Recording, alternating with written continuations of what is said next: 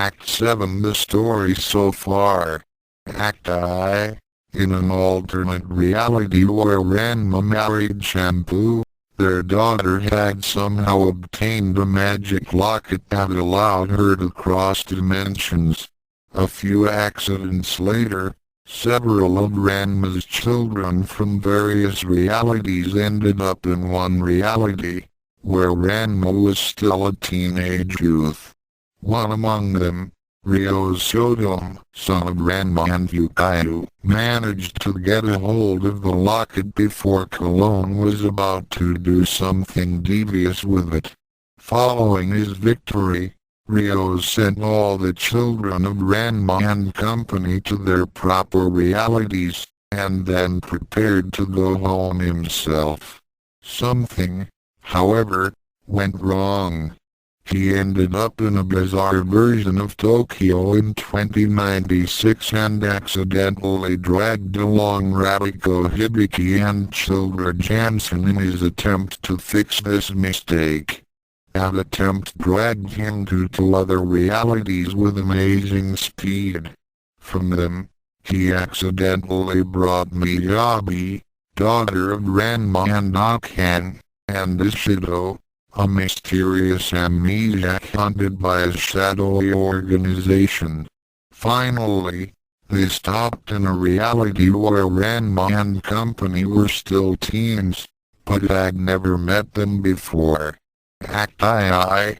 Childra, curious as to what caused their dimensional/reality shift, watched Ryo Saotome closely, and discovered that the locket is the source of their troubles.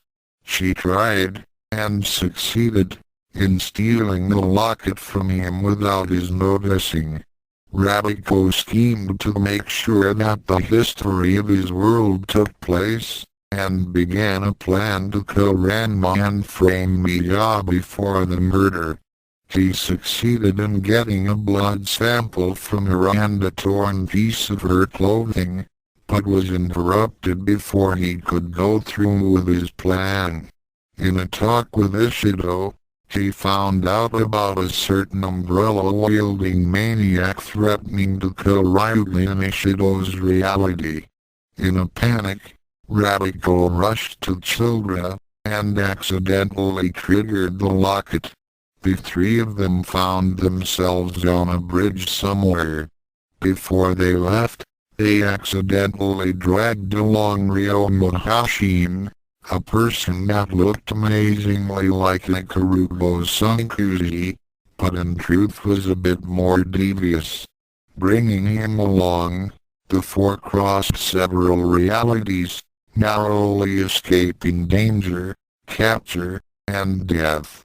Then they returned to the Nirima they had left from, with an irate Ryo Saotome waiting for them. Meanwhile, Miyabi had put up with the antics of her grandparents, Suma and Janma, who were overjoyed at her existence, distressed at the way her parents were fighting, greatly annoyed at her trans-dimensional half-brother Ryo Saotome, and had decided that a talk with grandmother Nodoka was in order. Act I. Miyabi went to Nodoka's to talk, unaware that Ranma's life was in danger due to the promise Janma made to Nodoka regarding manliness and Ranma's upbringing. The end result was that Nodoka was invited to dinner, expecting to see her son, daughter-in-law, and granddaughter. Miyabi's age, almost that of Ranma, was, unfortunately, not foreseen as a major problem by Miyabi. Upon returning from her accidental trip through time, Childra surrendered the locket to Ryo Saotome once again. Meanwhile, the extra passenger they picked up, Ryo Muhoshin, passed himself off as Ryo Sankuji, son of Sankuji and Yukayu, and had everyone fooled. Nabuki got a hold of the material Ratiko was planning to frame Miyabi with and used it to blackmail him into buying her dinner, among other things. They end up at Ukin's, where he washed dishes to pay for things. He eventually got drunk, hit on Yukayu, and was knocked out by a blow to the head. Children and Ishido became more intimately attached. When his guard was down, Ryo Saotome was knocked out by Ryo Muhoshin, who then accidentally triggered the locket and disappeared into times and places unknown. Ryo Saotome woke up much later to find the locket gone, an image of it burned in his hand, and discovered what was inside the locket, a picture of him and Bell-chan, his fiancée. Activity. Ryo Saotome began making plans to assemble the locket as he was apparently destined to create, the photo from the locket being proof of that. Meanwhile, Ratiko spent the day with Nabuki, buying her food and treats while also beginning to feel somewhat attracted to her. Ishido and Childra sorted through their fears and anxieties, but in the end came together in a happy reunion within the local graveyard. Miyabi and the Tendo household held a dinner for Nodoka, who was expecting to see her son at last. What happened instead was that she had an interesting experience with a time traveler, Tapo's eyes, and realized that Miyabi was, in fact, Ranma's daughter from the future. She also assumed that Ranko was Janma's daughter from an affair. Soon briefly assumed Akan was Janma's child from an affair with his deceased wife. Things got ugly, but got better again as they usually did, although Nodoka still thinks Ranko is Janma's illegitimate child. Meanwhile, under the distrustful eyes of Children and Ishido, Ryo Saotome used the arcane resources within Tapo's eyes room to create the locket. Act V.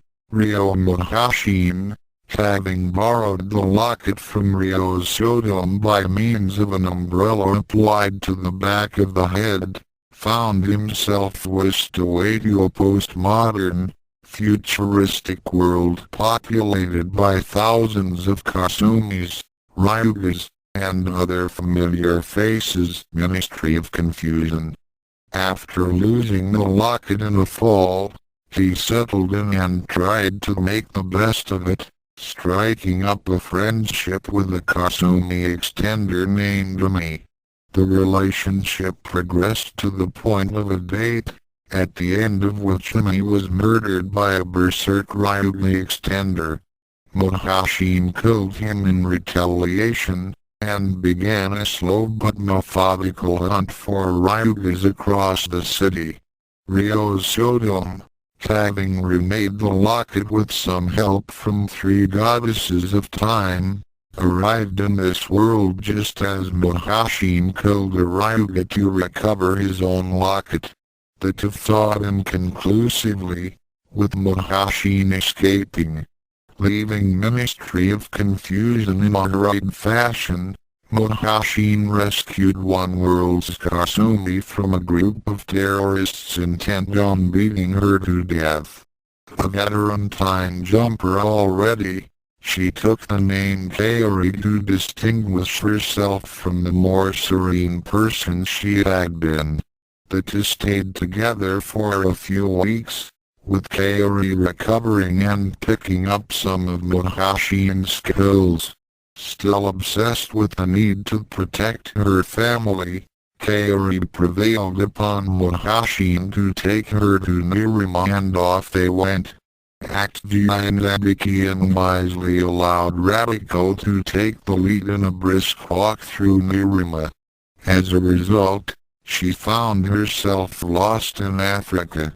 Obeying her wishes, Ryo Muhoshin brought Kaeri to Nerima, the version of Nerima that just happened to be the resting place for Ishido, Childra, and the others. Miyabi hatches a plan to use Nabiki's tape recording equipment to make a fake conversation between Ranma and Akan, so as to discourage the other rivals and possibly nudge the two closer together. Ratiko, after having just one of those days, hunted for Ranma. Instead of finding him, he had another one of those days. Ryo Saotome chased Ryo Muhoshin across the worlds, stumbling through across strange realities, and learning that he has more power over the locket than he knew.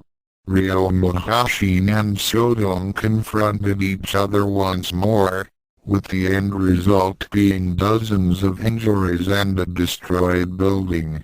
This convinced Ryo Saotome that bringing in Muhoshin would require a team effort. Kaeri spied upon the Tendo household, finding out, much to her distress, about the fate of her family in Ratiko and Childra's world and causing much confusion among them until Ryo Saotome, returning from other worlds, runs into her. She tells him her tale, leaving out her involvement with Ryo Muhoshin, and asks for his help in putting an end to the timeline that creates Ratiko and Childra's world. Ryo said number Kaeri hit him when he wasn't looking and took the locket.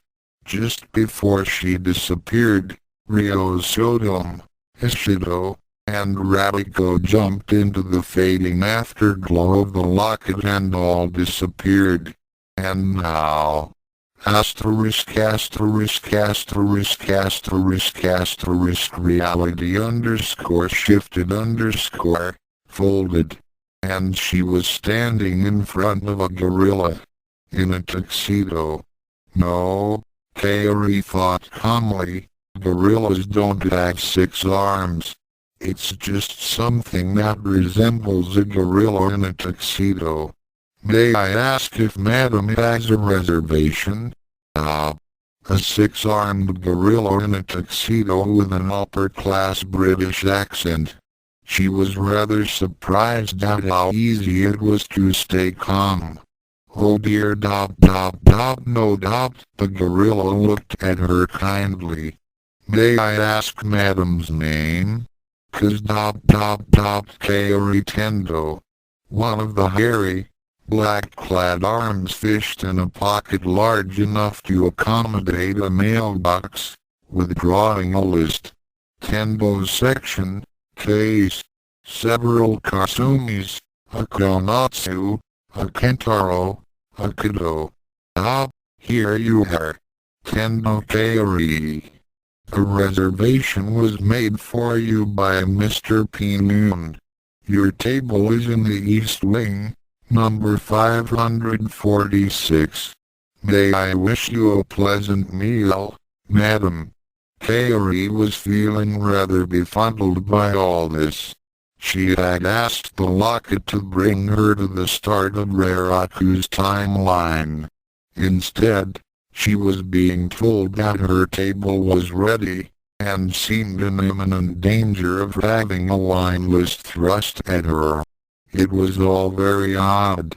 For the first time, she noticed her surroundings.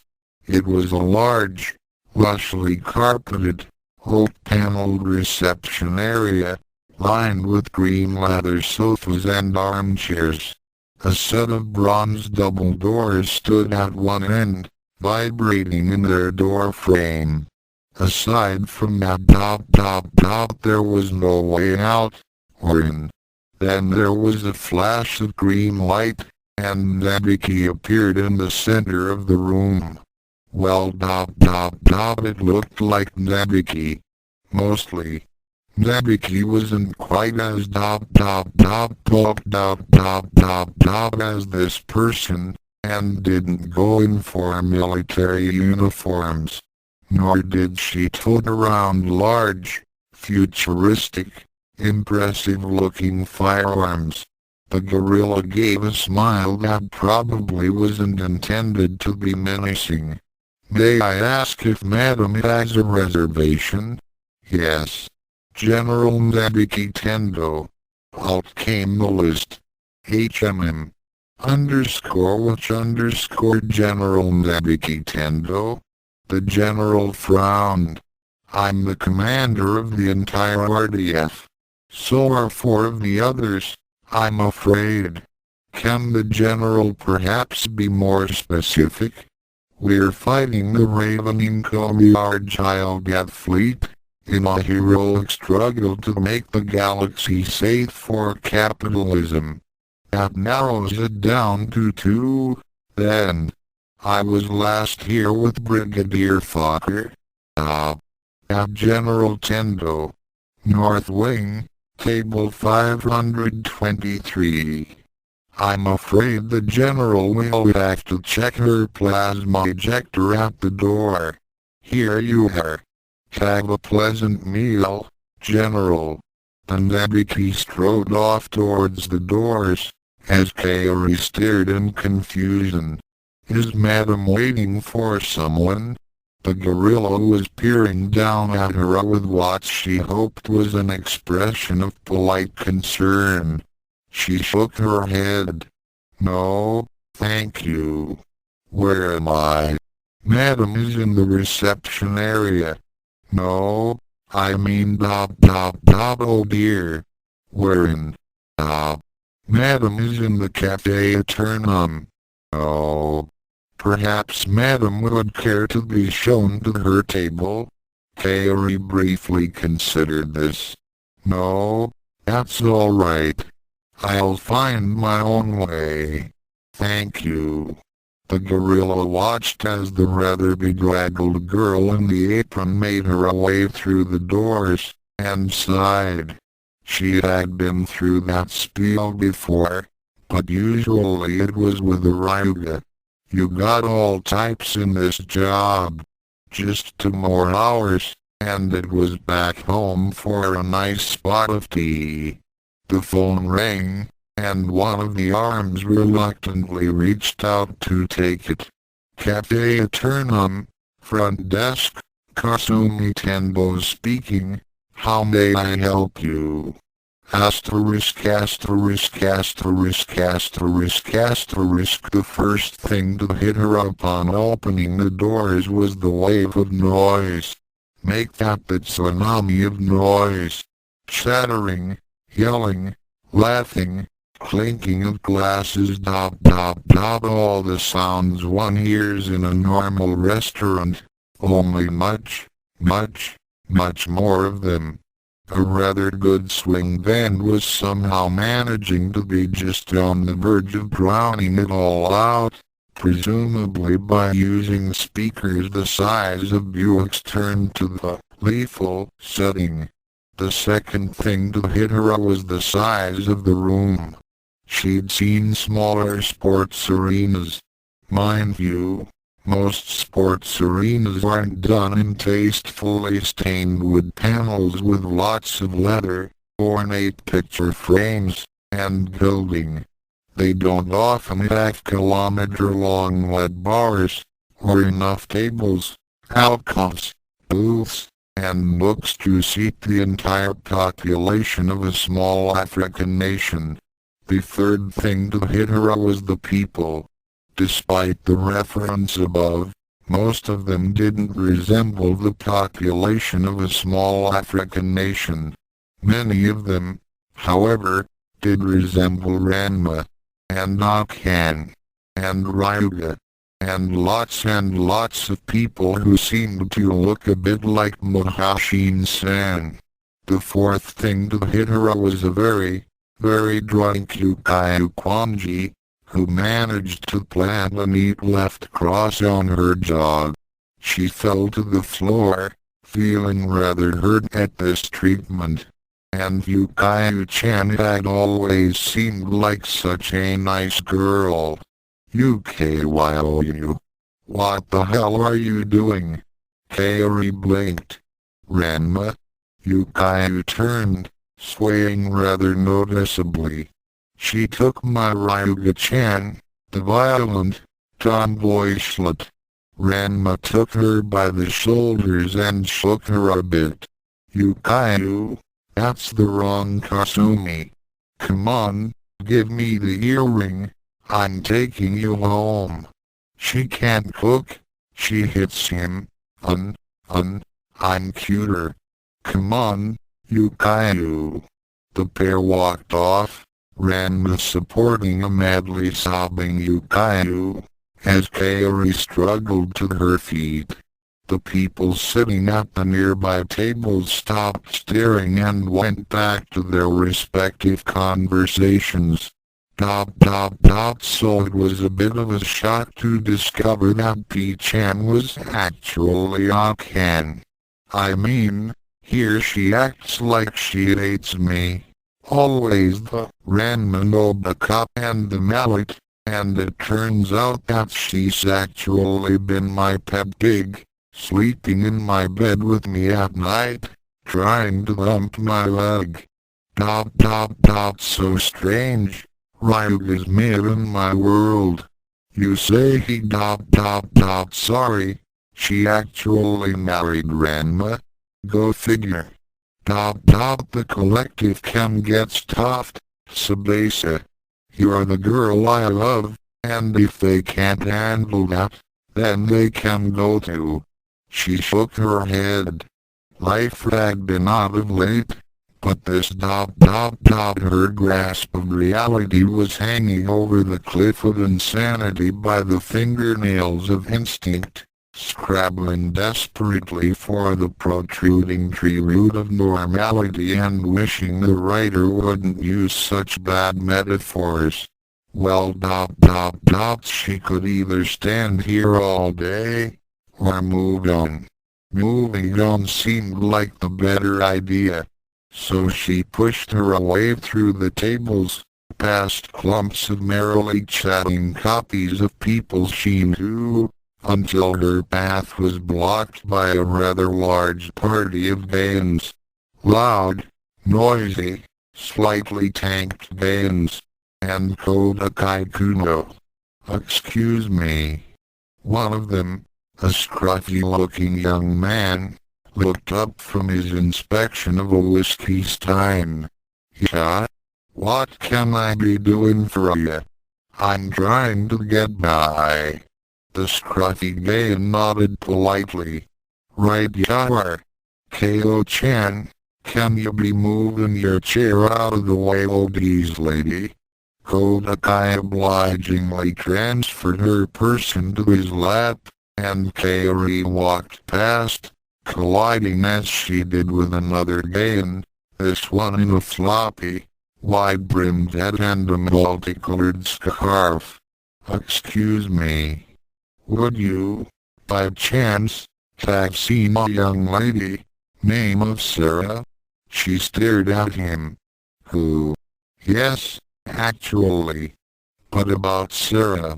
I'm sorry, I don't know her. Oh well. Sorry to bother you. He walked off, scarf fluttering behind him, vanishing into a nearby blue phone booth. Shrugging, she continued her trek. Taking a left at a stand of potted palms, she found herself staring at Ryo Muhoshin. All 36 of him. And Muhoshin-san? Yes? They asked in unison. Oh my are any of you the Muhoshin-san I know? The Ryos adjusted their Havana cigars and considered this. I'm afraid, one finally replied, none of us are. Are you Kaeri Tendo? Well, yes. The Ryo waggled his cigar at her. Rumph. You've been involved with that other Muhoshin, haven't you? The one going around wiping out timelines? Yes, I suppose I Muhoshin hyphen sans single quote as a nice young man. He, the Ryo said with gravity, is a menace. Not that he isn't an extremely clever, resourceful, and stylish menace, another one added. A very witty fellow, I think, chimed a third. But, the first one finished, a menace nonetheless. Why? He wiped out Ryo's home reality. Who? He pointed to a glum-looking Muhoshin playing backgammon in a corner booth. That one was in the cafe when it happened, luckily. Oh my. Yes, it was quite a shock. Poor chap. He just looked up, said brat, and got blind drunk when they told him. She looked at the unlucky Ryo with sympathy. The poor man. My home's gone too, you know. Oh, that mad Ryo blow it up? No, I did. The assembled Muhoshin stirred uneasily at this pronouncement. I'm on my way to stop this horrible future timeline right now. The Ryo stuck his cigar back in his mouth and hastily led her away. You might not want to say that in public, Miss Kaeri. We'll all hear about as sympathetic as you'll get, and I think some of the lads are considering running you through for that statement. Kaeri looked shocked. They wouldn't. Well no doubt we like you. But for your own safety, please don't talk like that. Eh? Okay. Good girl. Oh, and do steer clear of that other pack of Ryos. Frightful scoundrels. Give us a bad name. They actually want to kill Ryuga. Can you imagine? Don't you? The Ryo looked shocked. Certainly not. We want to beat him at cribbage. Oh yes. We're very keen on cribbage. Play the cursed hibiki every week. Good luck, and mind what I said. With that, he headed back to his armchair. There you are. She spun, to come face to face with a rather annoyed-looking fellow dressed well, like Ryuga. Excuse me. We told you people not to leave the reserved room. Come on. With that, he dragged her off by the arm. Somewhat curious, she followed, apologizing to a group of Gosunkuzis she brushed against. They stopped at the door to a side room, and the man knocked. I found her. The door opened, and a Gosunkuzi. No, Goz wasn't a gay and in a black trench coat stuck his head out. ABDA could be heard in the background. You found? Dog, damn it. Rod found her in the broom closet 5 minutes ago. You mean? Yup. The man turned to her, sweating. Sorry, mistaken identity. He vanished inside the room, the door rapidly closing behind him. She stood staring at the door for a few minutes, an unexplainable feeling of dread moving through her. Once, she dimly recalled, long ago, life had made some sort of sense. On occasion, it still did. And then there were times like now. It was moments like this that prompted people to shoot themselves, or refuse to ever talk again, or start conversations with trees. At times like this, insanity was much less odd than what was feebly trying to pass for reality. Well, she wasn't going to take this anymore. Fishing out the locket, she stared at it, focusing her eye. Take me to. It flared like a Roman candle, causing her to yelp in pain and drop it. Across the room, diners were swearing as their coat pockets, purses, and, in a few cases, cleavage erupted with azure flame. Oops. That's right. You can't use it by other copies. Fortunately for her, no one seemed to know who had triggered the flare-up. Several Muhoshins were loudly insisting it to be the fault of Ryuga, while a quintet of Akans began pounding their respected Ranmas, or, in one case, Gosunkuji, into the ground.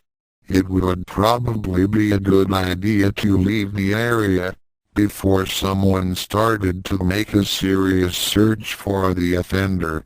Her table, she dimly recalled, was in the east wing.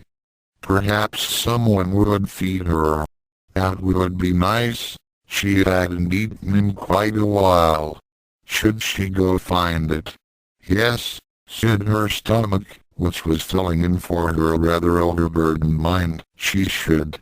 The east wing, she reasoned, was probably east. Whichever way that was. They had taught her in school how to find north by seeing on which side of trees moss grew on. Sadly, five-star restaurants have a distinct lack of moss-encrusted trees. So she did the sensible thing, and walked over to an Akan eating dinner with Nabiki. Nab-chan, I still find it hard to believe we've only been married a year. I don't think I could have asked for a better wife. Oh my.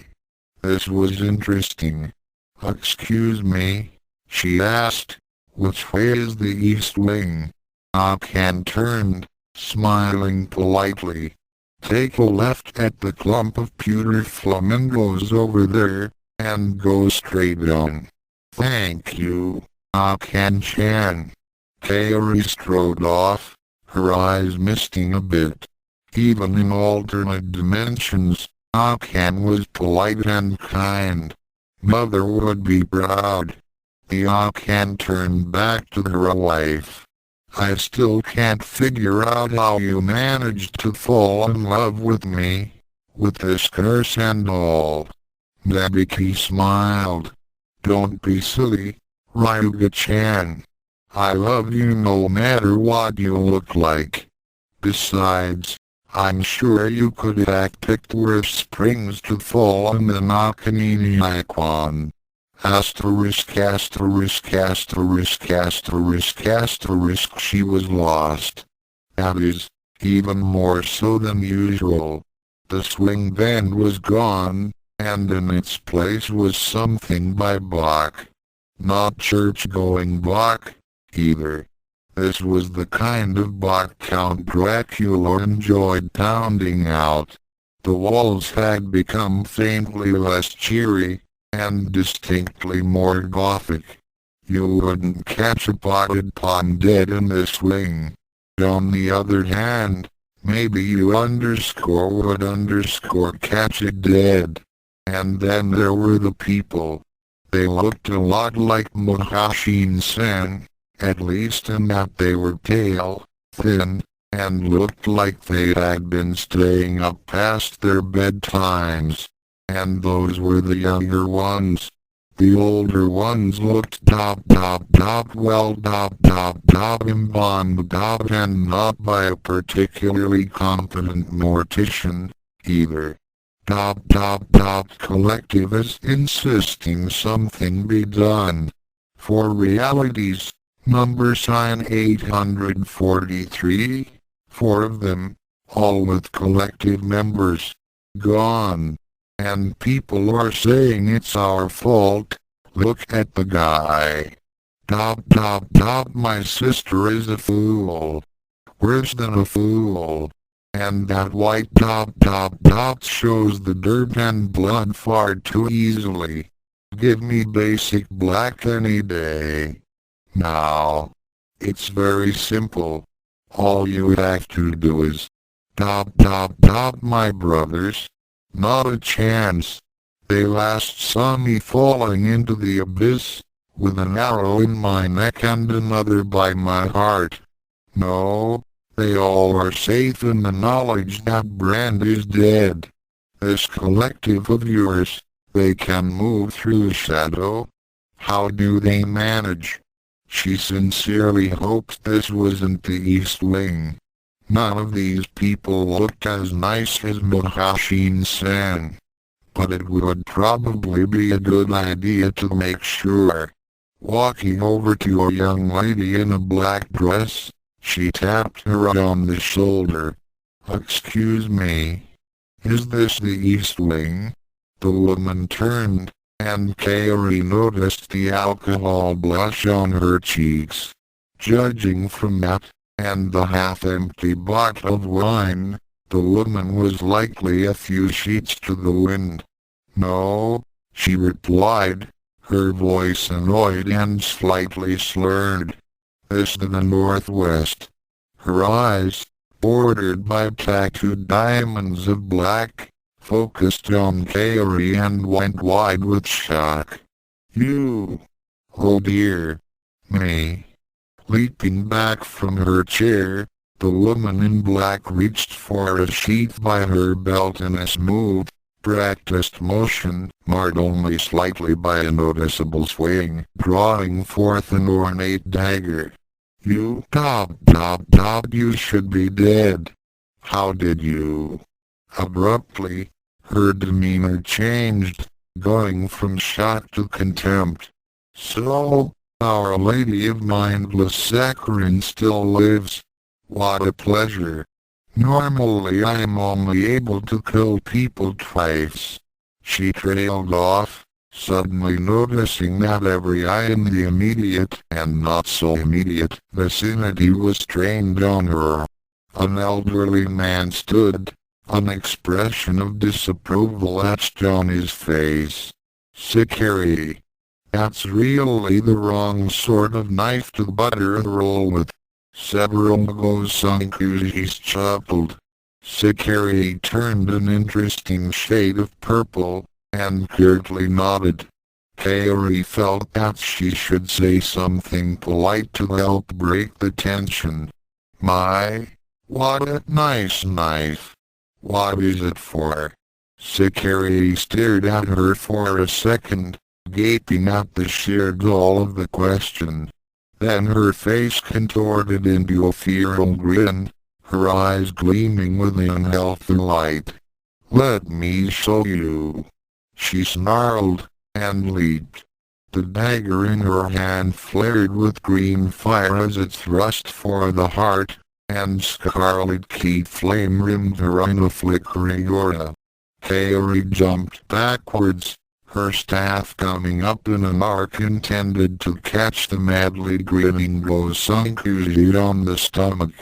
Luckily for both of them, Kaeri tripped over a chair and fell to the floor. Kaeri's staff whistled over her, ultimately coming to rest in a gentleman's groin. He made a peculiar whistling sound, akin to a football being deflated, and folded over.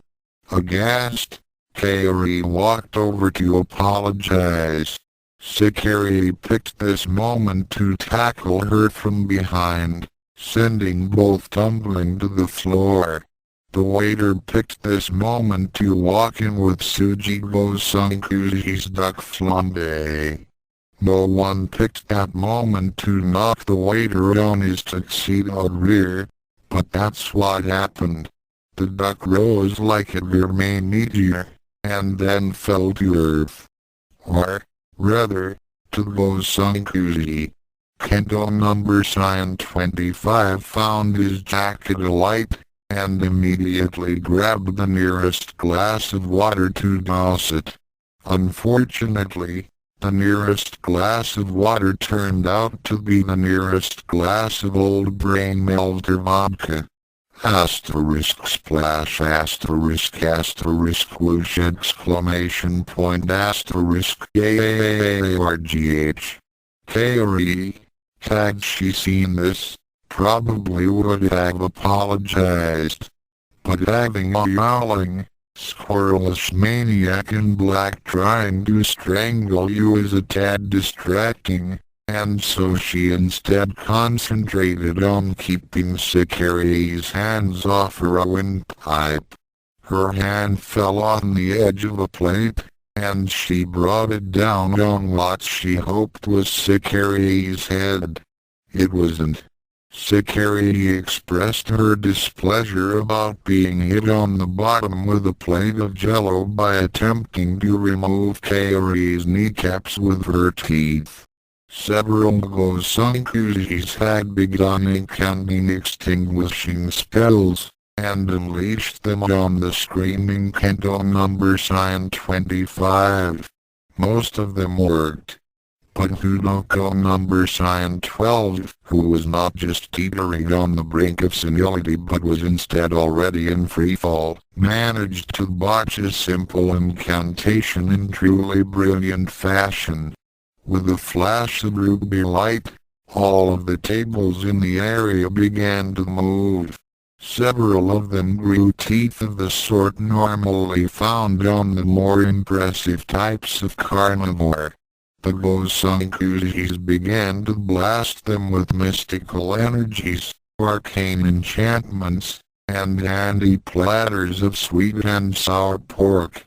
The tables tried to eat the Gosankujis. Kaeri had found a perch on Kaeri's back, and was trying to twist her head off. Kaeri, on her hands and knees, was bringing up her staff to remove her unwanted passenger when Joey number sign 54 of the San Francisco Gosankujis lost control of his symphony for a flamethrower and blender spell, and tossed it at her by mistake. Kaeri, her sense of self-preservation loudly kicking in, jumped for the relative safety of the floor. Kaeri, running on instinct and not a whole lot else, placed her big piece of wood in between her and the oncoming ball of Razor Steel and Inferno. The ball hit, and vanished. The carvings along the staff erupted with crimson energy, setting the nearby carpet aflame. Kaeri shrieked, and frantically tried to put out the merry blaze that had erupted in her hair. Kaeri took the opportunity to introduce Mr. Skull to Mr. Chair, and the assassin slumped into unconsciousness. And that's when the sprinkler system turned on. Kaeri sighed, and began to crawl for the exit, unmindful of the giant war dingoes pouring through the rift at Hudoko number sign 12 single quote's latest mistake had just opened. Asterisk asterisk asterisk asterisk asterisk 3 miles, 5 hours, and 6 sets of contradictory directions later, Kaeri entered the East Wing. The familiar faces had vanished several minutes back. No Tenbos or Sodoms, Hibikis or Muhoshins or Gosankujis. The most you could say about the East Wing was that some of the diners were human. She tried to place the music, a dreamy, outlandish, oddly familiar jazz riff. Somehow, it fit. The walls here, a smoky black marble, were almost invisible in the dim light. A single candle was set in a line block atop each table, casting shadows that loomed at her before being lost in the deeper blackness along the wall. Miller, I tell him, you're keeping her on too tight a leash. It could cost us our jobs, and heaven isn't much for a layoff benefits. I single quote I'm sorry, Mr. Ishmael, but we're fresh out of positions. I wouldn't be discouraged. Oh, we aren't the only hell in the realities. I hope the stable is adequate. BINK gets cross, otherwise. Try the nachos, by the way. Kaeri Tendo. She spun, to find herself face to face with a man. What sort of man, she couldn't say. It wasn't precisely that he was unremarkable, or hidden by the shadows that swirled around the room. He was just hard to focus on. If eyes needed handholds, this fellow was covered in an inch of grease. Yes? I'm Mr. Noon. Your table is this way. Oh, thank you. He led her across the room. It did have a ceiling. It had to have one, and seated her, and gave her a menu, and sat down across from her. She had the bouillabaisse. He ordered wine. Setting down the menu, she tried to catch his eyes with her own. When this proved impossible, she settled for staring firmly in his general direction. I'm very grateful for the reservation, Noon-san. But, please excuse me, do I know you? He smiled. Yes, and no. I know a good deal about you, and you, in return, know a good bit about me. You just don't realize it yet. Kaeri frowned. Her dinner companion was talking in riddles, which she found rather unnerving, and slightly rude. Was there something you wished to discuss with me? If he danced around things, she would be direct. It ran against her nature. Oh, no. Against Kasumi's nature. Weak Kasumi. Blind Kasumi. Do you really think this plan to destroy Raraku's timeline will solve anything? Her mouth went dry. How did you know? Noon chuckled, the sound somehow sad. I had my ways. But back to the question. What good will it do? She stared at him. What good? Do you even need to ask? The very idea of it is obscene. I wept at each word I read of it. It's as though some mad, evil, twisted god decided to destroy everyone I love as thoroughly and completely as possible. I'll cleanse it. Kasumi scrubbed floors. I'll scrub worlds.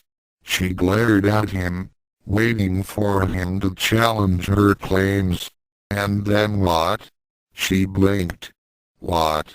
I don't. What happens afterwards? When you've destroyed? Cleansed, she said, a bit too quickly. Either one. What happens then? There are worse worlds than Raraku's, Kaeri, and there are more of them than there are tables in this restaurant. Will you destroy, cleanse, them all? Their number grows daily, just as do the worlds of love and joy. Will you ever see those bright worlds? By the time you stop, will you even belong in them? It was a staggering concept, and one she had deliberately avoided. There were infinite worlds, infinite Okans, infinite futures of pain and death. The joy, too. She looked up at the strangely elusive face. Why are you telling me this? Why? You took a good choice for a name, Kaeri. Kaeri, meet on the way home. Go home. Find that other broken soul, and help him. for he needs your help more than the echoes of 2096. You were born to serve, to nurture, to care, and he needs that. You need that. Go home. But, Father, Akan, Nebiki, are waiting for you, should you need them. But you don't. That time is over, Kaeri. Go home. If you follow this path you take, if you go on to do your deed, you will suffer for it, and the one who truly needs you will suffer even more. Go home. Before the graveyards of 2096 and it'll become more your home than a kitchen full of sunlight and laughter. She shrank back, hearing truth in his voice. It was not a pleasant fate he described, and it would be so nice to rest for a while to bring soup, to tidy rooms, to bake cookies, to love. No. Her duty was to her family. If that meant doing without happiness, so be it. Not just that. Your soul. She met his eyes. So be it. Her hand tightened on the locket, and she summoned her will. Save them. Damn Kasumi. She deserves it. Save. Blue fire flared, and her chair was empty. Noon slowly sipped his wine and stared at her seat for a while. After a time, someone sat down in it. The newcomer looked at him kindly. You knew it wouldn't work. Noon shrugged. I had to try. His voice had changed from the rough male baritone he had addressed Kaeri with. It was now a clear, smooth female one. So does she. Noon sighed, and raised her glass to her now obviously feminine lips. You know what will happen. I couldn't tell her directly. I know. Maybe things will turn out differently as a result of your... No. The cafe has rules for these situations. There is one clear choice, one path that leads away. If you don't take it, nothing changes. She didn't take it. How do they manage that? She laughed. Why don't lockets flare in the cafe when they come near each other? Who runs the place? Don't ask me. It's just the way the cafe eternum is. Her glass had run dry, and she poured a fresh draught. She ran into Scaride, you know. Oh, a nice girl, if you overlook. Not underscore that underscore Scaride. Ah, that one. Silence for a while, and then the newcomer stood. I've got to check on my young charge. Take care of yourself, dear. Noon smiled. Be careful. He nodded, stepped sideways into nothing, and vanished. Excuse me. She turned, to see a spectral lock-hand looking up at her. Yes? Can I possess you for a while? There's a Ranma in the south wing I'd really like to have dinner with. She shook her head. I've got to go. Sorry. And with that, she held up a locket, closed her eyes, and vanished in a flash of cerulean fire. The Akan sighed and slowly walked off, translucent shoes scuffing the carpet. Great. Another Saturday night, and I ain't got nobody. Asterisk. He felt dizziness. His disorientation took hold and spun his senses around and blinded him with azure light. The act of shooting across realities recklessly tended to do that.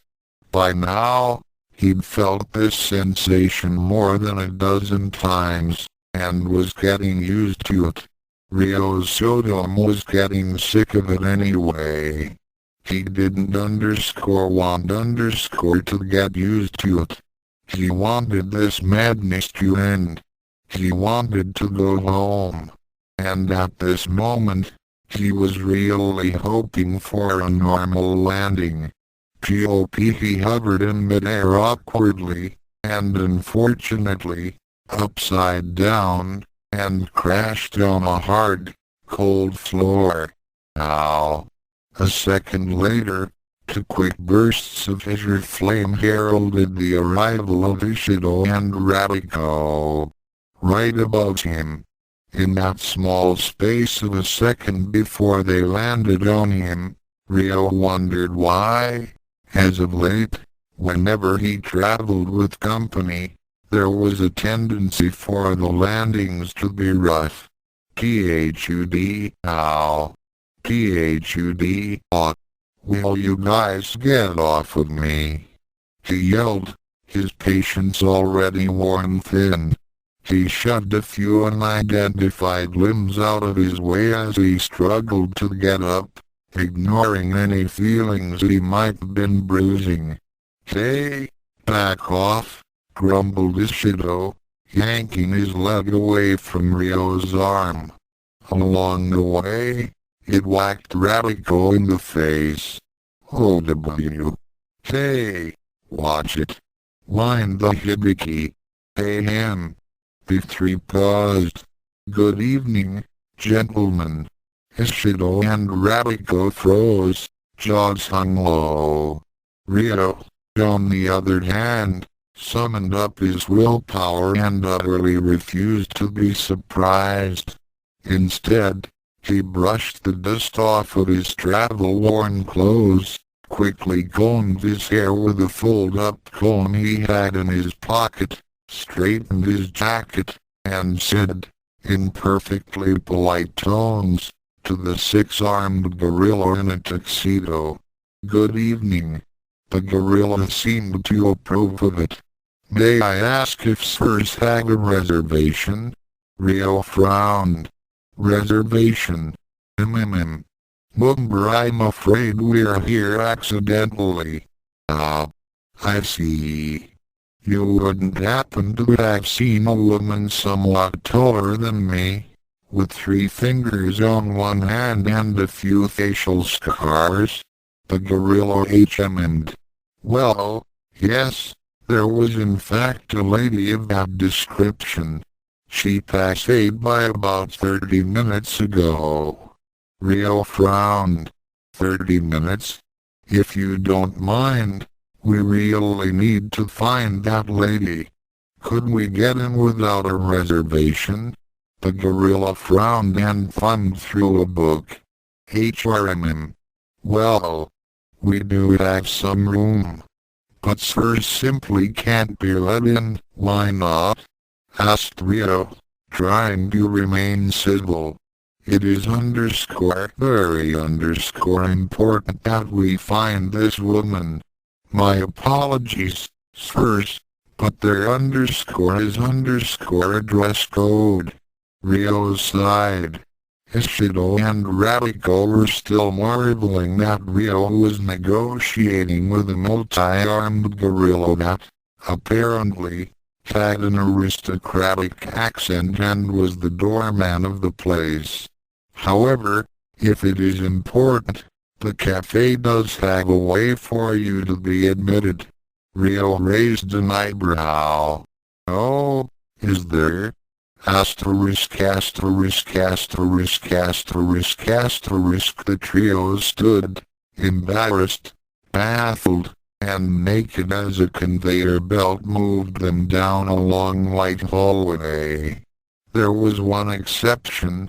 Ratiko still had his headband on. Guys, what was this again?" he asked nervously.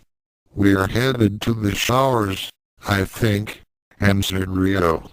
"I don't like this," said Ishido, looking around suspiciously.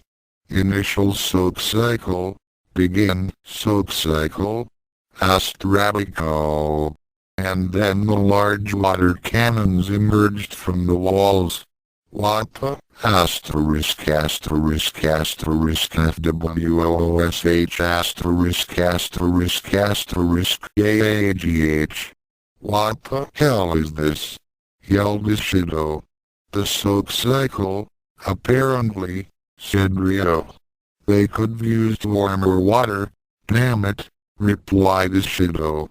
Asterisk squeak asterisk Ryo and Ishido paused, then looked down between them where Ratiko once was. In his place there seemed to be a small fruit bat. So, Juzen Kaiju, huh? Asked Ryo. The bat managed an embarrassed squeak. INITIAL soak cycle complete. Well, that was interesting, said Ryo. SOAP cycle, begin. This can't be any worse than the soak cycle, said Ryo. Ishido and Ratiko bat looked at him doubtfully. Of course, I could be wrong. Many small hoses mounted to mechanical arms lowered from the ceiling. Ryo frowned. Oh, not again. FWOSHGYOW. Soapy water slammed into them from all angles. The water was, fortunately, enough to get Ratiko back to human form. Otherwise, there wasn't much that was pleasing about the experience of hot soap and water being sprayed at all odd angles and occasionally up orifices that the men would prefer to keep dry. SOAP cycle, complete. Ryo wiped some foam from his eyes. Well, that was, a lot more violent than your usual shower, yeah. Finished Ratiko. What kind of shower is this? SECOND soak cycle, begin. Inokagen, whimpered Ratiko. They wait for the water cannons to appear. Instead they fell. Ratiko flapped his arms around, forgetting that he wasn't a bat. I really hate this shower. Asterisk splash asterisk. They felt dizziness as disorientation took hold. There was much awkward splashing and blindness as water got in their eyes. The act of being dropped suddenly into a giant pool of warm water tended to do that to people. The trio coughed and splashed about until finally they felt the floor rise up to meet their feet. Asterisk cough asterisk well. Asterisk cough asterisk cough asterisk. That was unexpected, grumbled Ryo. The others didn't talk. They wanted to kill whoever designed the system. 3 small robots hovered into the room, each carrying a tray and a towel. On the tray was a glass of tea. / refreshments, gentlemen. Towels ? / what the heck, thought Ryo. Why not? Yeah, thanks. He put the towel around his shoulders and held the beverage in one hand. The others, following his lead, did the same. Now this is much better, said Ratiko with a grin. He leaned on the edge of the pool and casually slurped his drink. Ryo did the same, while Ishido looked around nervously. In his eyes, the whole experience was bad so far, and this part was surely a trap meant to lower his defenses. After 5 minutes soaking in warm water, he had his doubts. Okay, we're soaked and soaked well, where's the exit? Asked Ryo.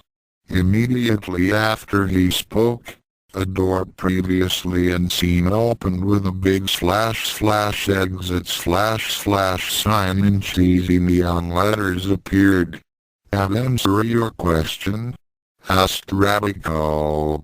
SECOND soak cycle, Complete, the three went through the door and found themselves, once again, on a conveyor belt.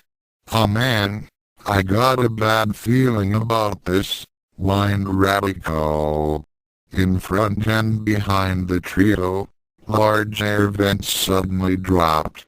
"GRY cycle, begin." Ratiko leaped. FWOSH hot air blasted them from front and back, pressing them flat with incredible air pressure for an incredibly long stretch of time. Ishido really felt like hurting someone.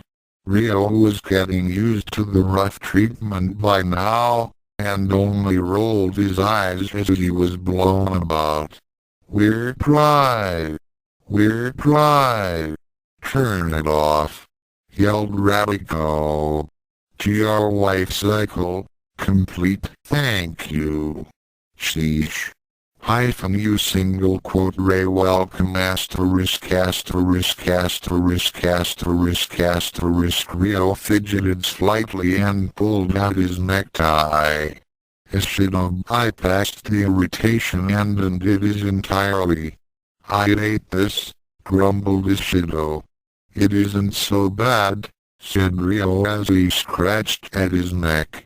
Ratiko adjusted it slightly and brushed off some lint from the fine ebony cloth. "Here, you know the difference between you guys and me?" he asked. "I make this outfit look _good _." Ryo sighed. "Just great," he thought, "the trans-dimensional diners in black." He tapped the two on the arms. "Time's wasting. Come on, let's go find her." "How do you know she hasn't left yet?" asked Ratiko. "I don't." "Then, we're stranded. We'll confront that possibility when it comes. Until then, I'm going on faith. You can either just stand there gaping or do something full. Now come on." The three wandered from the lobby into a large dining area, with a bar of seemingly infinite length running down the side and fancy chandeliers everywhere. There was a stage for a band, but they seemed to be on a break at the moment. The sound of silverware clinking and people chattering created a steady buzz. "Fancy place," muttered Ratiko. He looked around further. "And the people. He watched, carefully, as three Nebikis walked by, followed by two Elvises and a Kurosawa. "I don't like it here," said Ishido, almost in a snarl. Ryo glanced at the table full of Egyptian kings and sighed. "I'm trying not to be shocked anymore." The three wove their way through the crowd carefully, trying not to lose sight of each other. Ryo led the way, with Ratiko in the middle and Ishido bringing up the rear. Unfortunately, with the crowds being thick and the noise being high, Ishido found himself separated from the two. He growled in frustration and tried to push his way through the masses, but was soon entirely separated and lost in the sea of people. Asterisk asterisk asterisk asterisk asterisk. Ryo was getting that nagging feeling something was going wrong. He turned back to Ratiko. "Hey, where's Sushi?" Ishido was gone. Dop dop dop do dop, and so was Ratiko. Damn. He was alone. Ryo tried not to scream in frustration as he wove his way back, retracing his steps. Now was not the time for any more delays. He wove around the tables and made his way to the bar, where there was a walkway with a good view of the room and a better flow of traffic. Moving with the masses, He headed down the hallway once more until a hand grabbed him by the shoulder. "Hey, you." The voice seemed eerily familiar. Then again, everyone he'd met so far was eerily familiar, since they were usually related to him in some trans-dimensional way. He sighed. "Listen, I don't have time for." Their eyes met, and Ryo Saotome met Ryo Saotome. ************************* Where on earth am I now? A passing penguin tapped him on the leg. Ratiko looked at the animal. It had an oversized flesh-colored beak, a red bow tie, and was wearing a button that said, "Opus and Villain 92. This timeline not the worst." "Yeah? What? You're not on Earth. Just thought you should know." Ratiko blinked. "Oh. Thanks. No problem." The penguin waddled off, leaving the rat at a loss for words. After thinking things through for a few minutes more, Ratiko tried again. "Where in the universe am I now?" This caused a passing waiter to pause. "Hibiki?" he asked. Yeah. Ryuga Hibiki?" "No, Ratiko. Ryuga is my ancestor." "Ah, the Ratiko Hibiki group. Right. This way." Having nothing better to do, Ratiko followed the waiter, walking down the banquet hall/corridor for what seemed like a strangely odd time. "We almost there yet?" "Yes, sir." That, thought Ratiko, was good. "Where are we going anyway?" "The Ratiko Hibiki group." "You _Ratiko Hibiki, are you not?" "Oh, yeah, I am." That seemed to make sense. He didn't recall having a party, but the waiter's logic seemed sound. Ratiko followed the waiter further, until at last they came to a stop at a side booth enclosed by a curtain. "Through the curtain, sir," said the waiter. "Huh? Your party, sir, through the curtain." "Oh. Right. Thanks." Ratiko pushed the curtain aside and walked nervously in, and then he nearly fainted. Looking at him was a room full of Ratiko Hibikis. "You lost too?" asked one of them. At this point, he decided fainting would be a good thing to do. The Great Ratiko Hibiki Party of Cafe Eternum was a grand example of what happens when one isn't specific with instructions in a restaurant that deals with the vagueness of time. Hibikis, by their nature, get lost. They get incredibly lost. More than any beings in the realities, Hibikis tend to cross dimensions and time barriers. A handful are bound to, sooner or later, run into each other. Two particular Hibikis, both being Ratiko, had one day made arrangements to do lunch at the Cafe Eternum. They had left instructions to the restaurant regarding the matter. It went, basically, like this. Epsilon room reserved, Hibiki Ratiko. We'll need guidance to reserved area. The staff interpreted said instructions as, basically, to reserve a room and to toss any Ratiko Hibiki they found in it. The original two Ratiko Hibikis had long since left, having grown irritated at the suddenly crowded room of themselves. Since then, it had become a revolving door of Ratikos. They didn't mind, since there was a drink and snack bar as well as a neat view of the galaxy. Woe be unto the last one out. Oh, since they were going to be stuck with the bill. One particular Ratiko, recently reawakened, decided that it was all a bout of temporary insanity and decided to mingle and go with the flow until he was sane again. Hey, is that cheese dip? Sure Island, cool.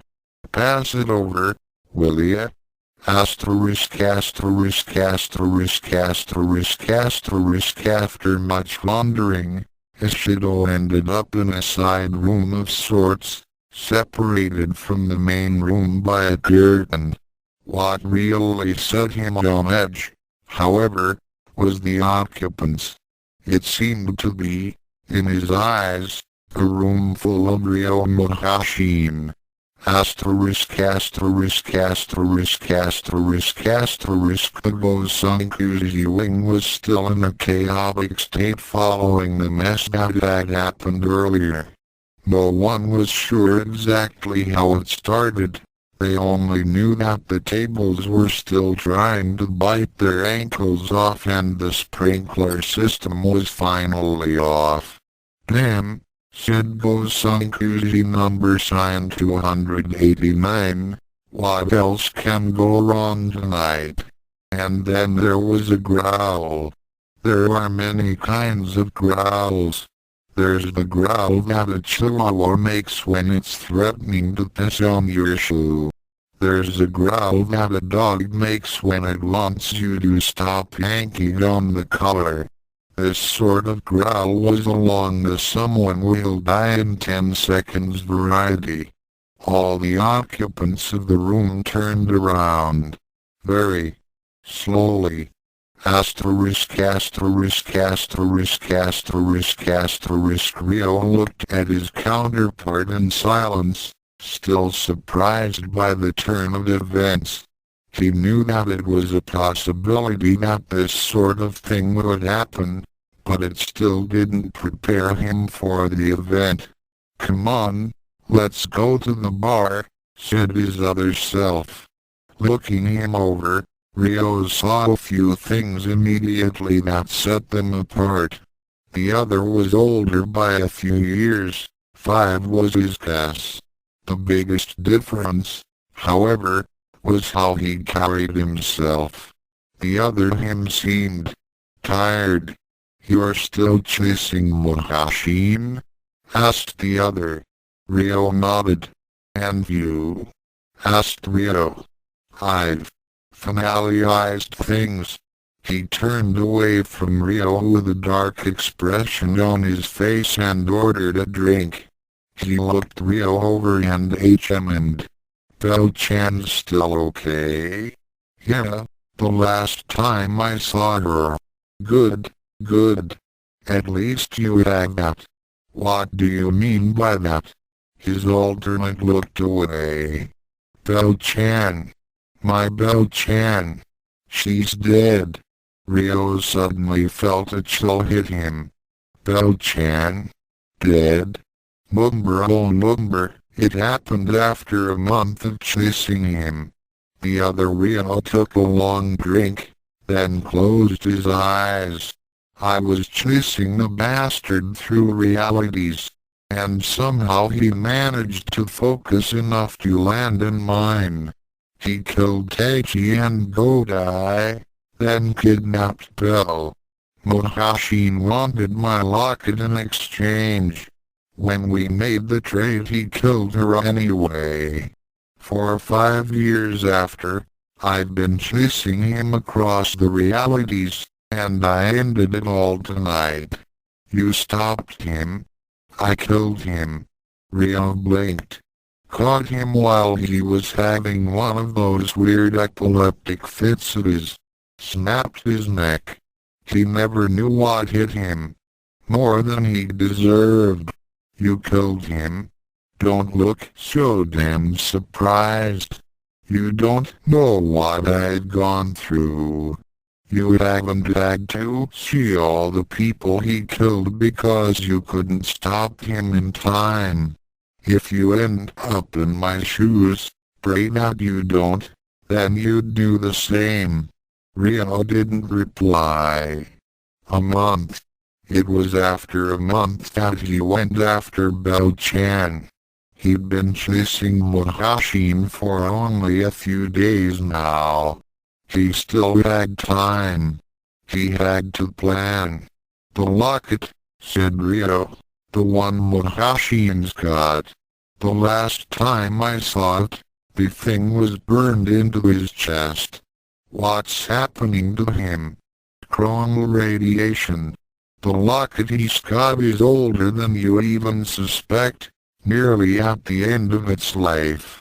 It's spitting out enough chromal radiation to warp flesh and really do some nasty things to the mind. When I finally got to him, Muhoshin wasn't much more than a rabid dog. Be careful, oh. His link to the locket is stronger than yours. Don't underestimate what he can do with that thing. What's the worst he could do? Make a small town disappear. Oh hell. That's where he said he sent them. He was about to ask more questions, when there was a sudden and familiar yell of rage. It sounded very much Ishidosk. Damn, that sounds all too familiar, muttered Ryo. Sounds like Ishido, said his alternate. You'd better go stop him before he goes and wrecks the place. Besides, the last thing you want is to be tossed into their version of a jail. Asterisk asterisk asterisk asterisk asterisk. Ryo cut through the crowds as fast as he could, feeling very much like a salmon going up a waterfall. Nearly knocking over waiters and customers alike, he slowly but surely made his way to the end of the crowded and noisy corridor. He paused a moment, took a few steps back, quickly walked into a side room and winced. Hey, which one of you was with me? The room full of radicals blinked, except one sucking out a can of cheese whip. That one paused, waved at Ryo, and motioned for him to come over. Hey, Ryo. They got a snack bar here. Want some cheese dip? Without a word, Ryo marched over, grabbed him by the tie, and pulled him out of the room. Hey, what's the big deal? We don't have time for this, grumbled Ryo. Don't get lost. There was a loud growl. It was followed by many screams of terror. From a curtain many feet away, a body rocketed forth. It looked very much like he was thrown. Oh no, muttered Ryo. Another person was ejected forcibly from behind a curtain. A third person scrambled away, yelling, "Help! Psychotic in the house!" That person, and the two before him, were clearly Bosankuzi-esque in nature, if not the man himself. Considering how much Bosankuzi resembled Muhoshin, and then had the odd surroundings and stress that Ishido was going through, and Ryo had a really bad feeling about it. He grabbed Ratiko's arm and stomped towards the commotion. Come on, this way. That way. But that's where everyone else is running _away_ from. No kidding. Asterisk asterisk asterisk asterisk asterisk. When the fifth Bosankuzi screaming his head off ran through the fire, the maitre knew exactly who was causing the problem. He also knew who to talk to about it. Leaving the head waiter in charge of the reservation desk, He proceeded to the upper level bar of the east wing. There he found a young woman dressed in black pants, a blue turtleneck, and a tan sport jacket enjoying a friendly drink with a woman dressed in red. He tapped the lady in the sport jacket on the shoulder. "Pardon me, Miss Sirba," said the matriarch. "But there is a bit of a problem in the Gosankuji wing with one of the members of your party. We were wondering if you could assist us." The young woman looked at her watch and sighed. "They just can't seem to stay out of trouble, can they? All right, I'll need my gun, a pitcher of ice water and a copy of the New York City telephone directory. The yellow pages, ma'am. Better make it the residential listings, and make sure it has the complete listings for all 5 boroughs. I'll need the weight. Right away, ma'am. Oh, and get me a private booth, please." Asterisk asterisk asterisk asterisk asterisk Ryo and Ratiko dashed into the room. The first thing they noticed was the mountain of Gosankujis piled on top of each other all on one table. They were conscious, quaking in fear, but conscious. The reason they were quaking in fear was due to the fact that Ishido was bouncing the head of one hapless Gosankuji repeatedly against another table, with the result that the Gosankuji in question, on the verge of passing out, now believed himself to be Tattoo from Fantasy Island. "I won't let you hurt Childra," Ishido roared, redoubling his efforts. "But, boss, what is Mr. Hubert's fantasy?" said the Gosankuji between the impacts. Rat and Ryo looked at each other. "Jikento?" Rat asked. Ryo rolled his eyes. "Just come on," he said. Before he killed someone, the two of them made ready to attack the lunatic assassin. But, before they could do anything, an extremely thick book sailed through the air, impacting neatly at the base of Ishido's skull. The mentally imbalanced one's eyes rolled back in his head, and he collapsed to the floor, releasing the Gosankuji, who also mercifully lapsed into unconsciousness. Ryo and Rat turned to find a young woman with long black hair behind them standing next to the matriarch. "Excellent shot, Miss Sirba," the gorilla commented. Miss Sirba merely nodded. She turned her attention to the two boys. "Ryo Saotome?" Ryo nodded, frowning. "Raraku Hibiki?" Rat nodded, dumbfounded. "And I assume the psychotic is Ishido Takashima. I've been expecting you. If you'll follow me, please." "Wait a second," Ryo said, stepping forward. "No offense meant. We appreciate your help, Ms. Sirba." "Ryo Sirba," answered the woman.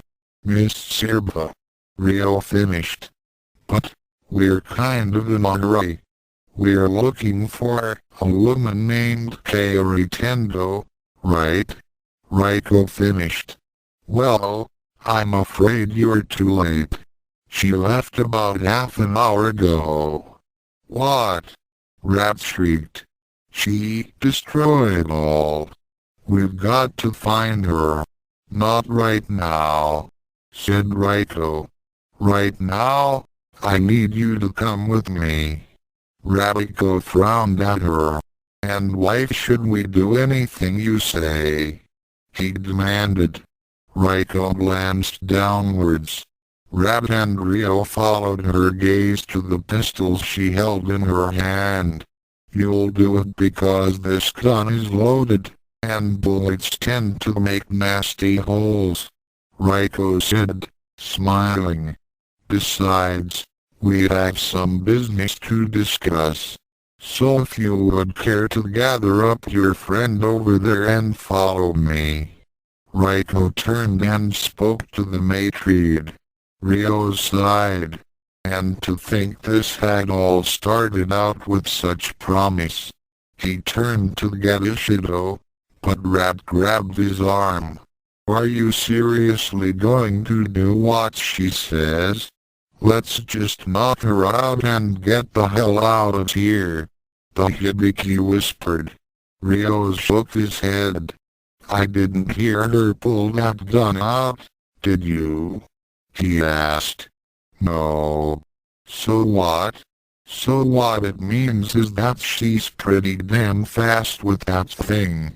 And in my experience, fast draw plus gun plus martial artist equals dead martial artist. Got it. Rat thought for a moment.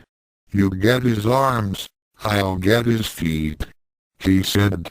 Asterisk asterisk asterisk asterisk asterisk after a trip up 3 flights of stairs and through a few dozen wings, Ryo led the 2 boys and their unconscious friend to a large booth.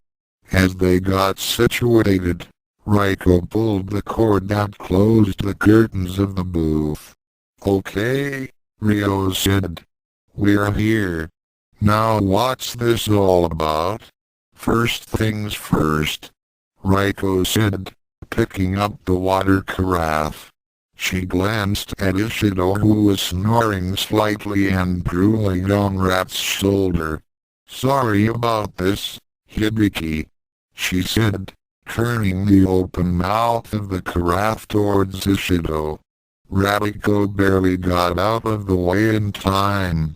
After calming Ishido down and getting him a towel to dry off with, Ryo produced a card. She tossed it to Ryo. I'm a representative of this organization. I've been assigned to your case. Ryo looked at the card, then back at her skeptically. The Save the Universe Foundation? He asked. What do you do?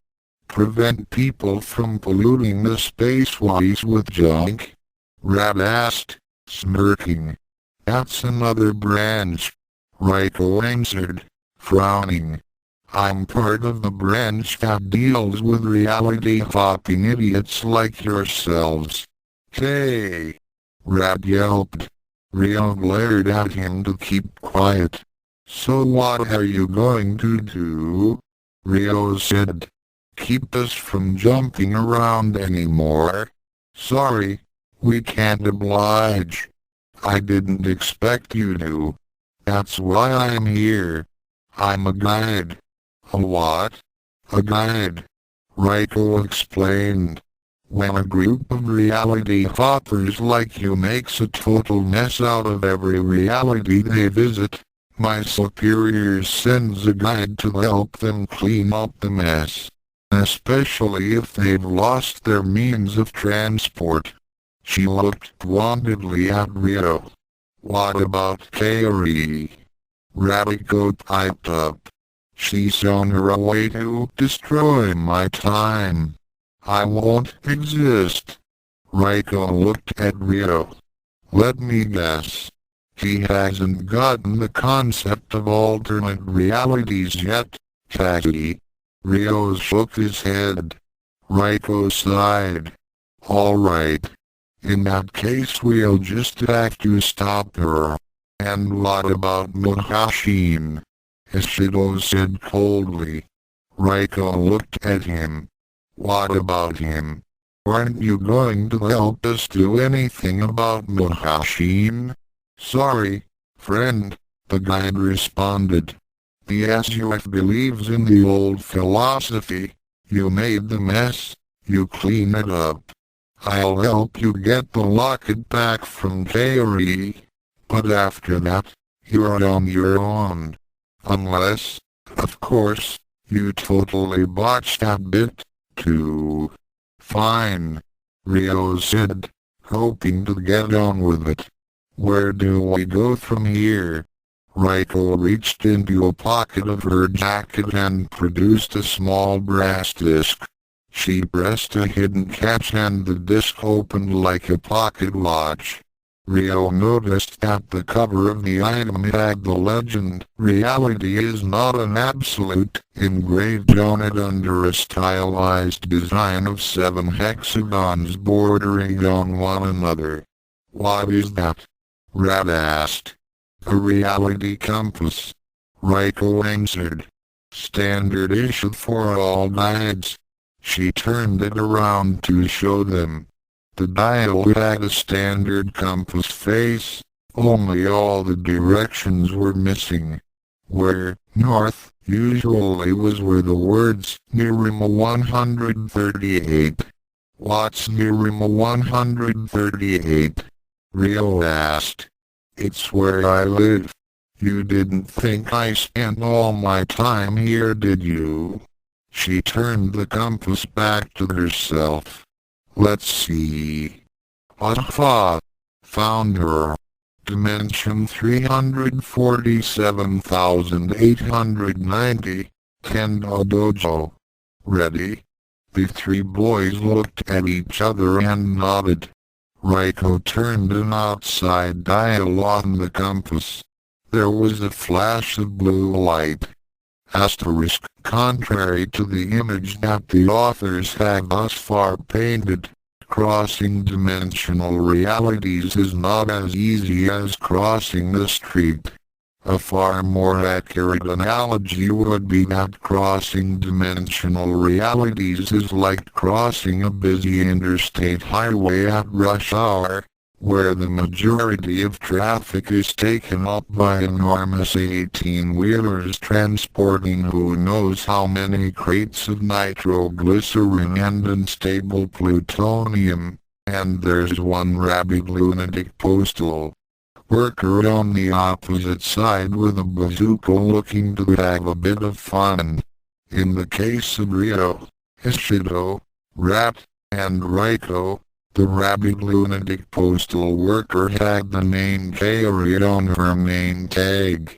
There was a flash and the next thing Ryo knew, he was face down in something cold and wet. Then something landed on him with a loud oath. "Get off of me!" the Saotome exclaimed. The weight rolled off of him. Ryo got to his feet and looked around. Snow blanketed the landscape for miles around. The 4 of them were in a valley surrounded by huge mountains and glaciers. There wasn't a single person besides them to be found. "Everybody all right?" Ryo asked, brushing snow off her jacket. There was a loud squeaking coming from a snowdrift.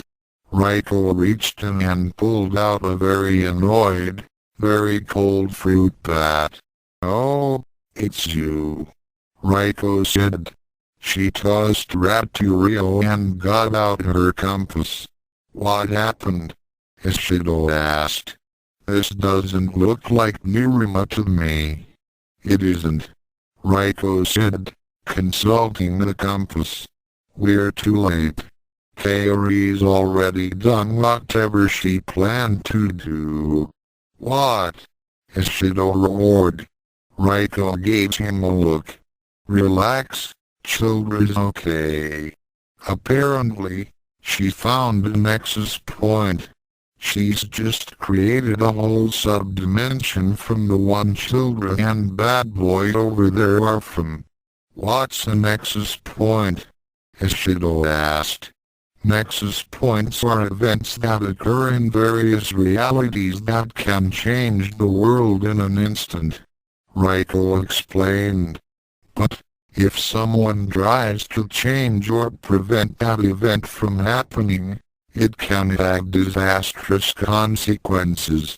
"What sort of consequences?" "The complete unraveling of time and space as we know it," the guide answered. Fortunately, the universe knows better than to let that happen, so if an outside force fiddles with that event, it compensates by giving them the outcome they wanted, but lets them know that the original event will still continue. I imagine Kaeri isn't too happy right now. That still doesn't explain where we are, or how we got here. Ryo pointed out. We were in transit when Kaeri's subdimension was created. My compass is designed to keep up with the number of dimensions out there. It recalibrates itself every time a new dimension is created. Which means that when Kaeri did whatever she did, the resulting shockwave, for want of a better term, played hell with the compass, so it set us down in the nearest dimension so it can recalibrate itself. Ryo said. So where are we then? Ryo asked. Ice planet. Ryo responded. It's a place where a second ice age hit the Earth, but the human race managed to survive. Don't worry, I've been here before. How long before we can leave? Kaeri may try something else, Ryo said. Ryo checked the compass. We got hit with a pretty big shockwave, she said. It'll take time. How long? About 24 hours. 24 hours, Ryo yelped. She could do who knows how much damage in that time. We can't wait that long. Using the speed he inherited from his parents, Ryo reached over and plucked the compass from Ryo's palm. What in the hell are you doing? Ryo demanded. You don't know how that thing works? We could end up anywhere. It's better than freezing to death waiting for this thing to decide to work. And how do you know we won't end up someplace worse? Could any place be worse than this? Suddenly, the group became aware of a distant rumbling sound. It was too close to be thunder. There wasn't a cloud in the sky. Ryo looked off into the distance. Ryo, she said quietly. Give me the compass. We're getting out of here. What is it? Ishido asked. Ryo looked at the guide. No tricks. No tricks. Ryo agreed. Give me the compass. The rumbling sound got closer. Ryo handed the compass over. Ryo popped the lid and set the dial. The rumbling was almost deafening by this point. Where are we going? Ryo yelled above the din. What's going on? Ishido hollered. We're going home and it's an avalanche. Ryo yelled back. She twisted the dial and the four of them vanished just as a wall of snow slid down from the mountains and blanketed the area they had just been standing. Muhoshin appeared about 3 feet off the ground, and proceeded to land on his behind on a cobblestone street. A cobblestone street of an oddly familiar style. He looked around. London. He was back in the London of the barbarian Queen Victoria. Damn it all, this was not where he had been wanting to go. Wait, wasn't that a Ryo walking by?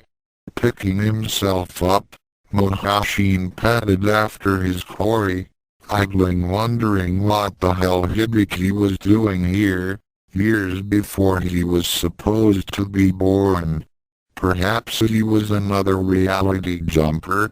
The thought sent a shiver of pleasure down his spine, killing Ryo's, while satisfying, didn't really mean much anymore.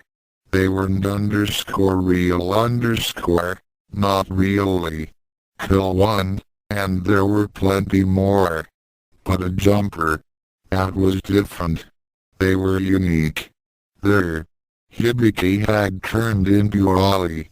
Kept quiet. Muhoshin followed, noting with pleasure that it was empty.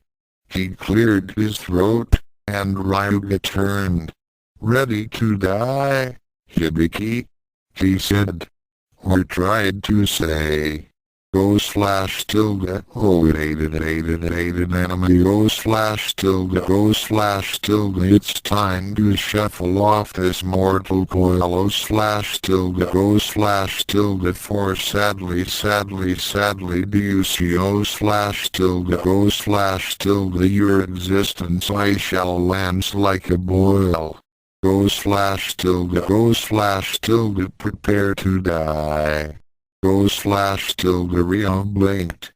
That certainly wasn't what he had meant to say, and where the hell did that music come from?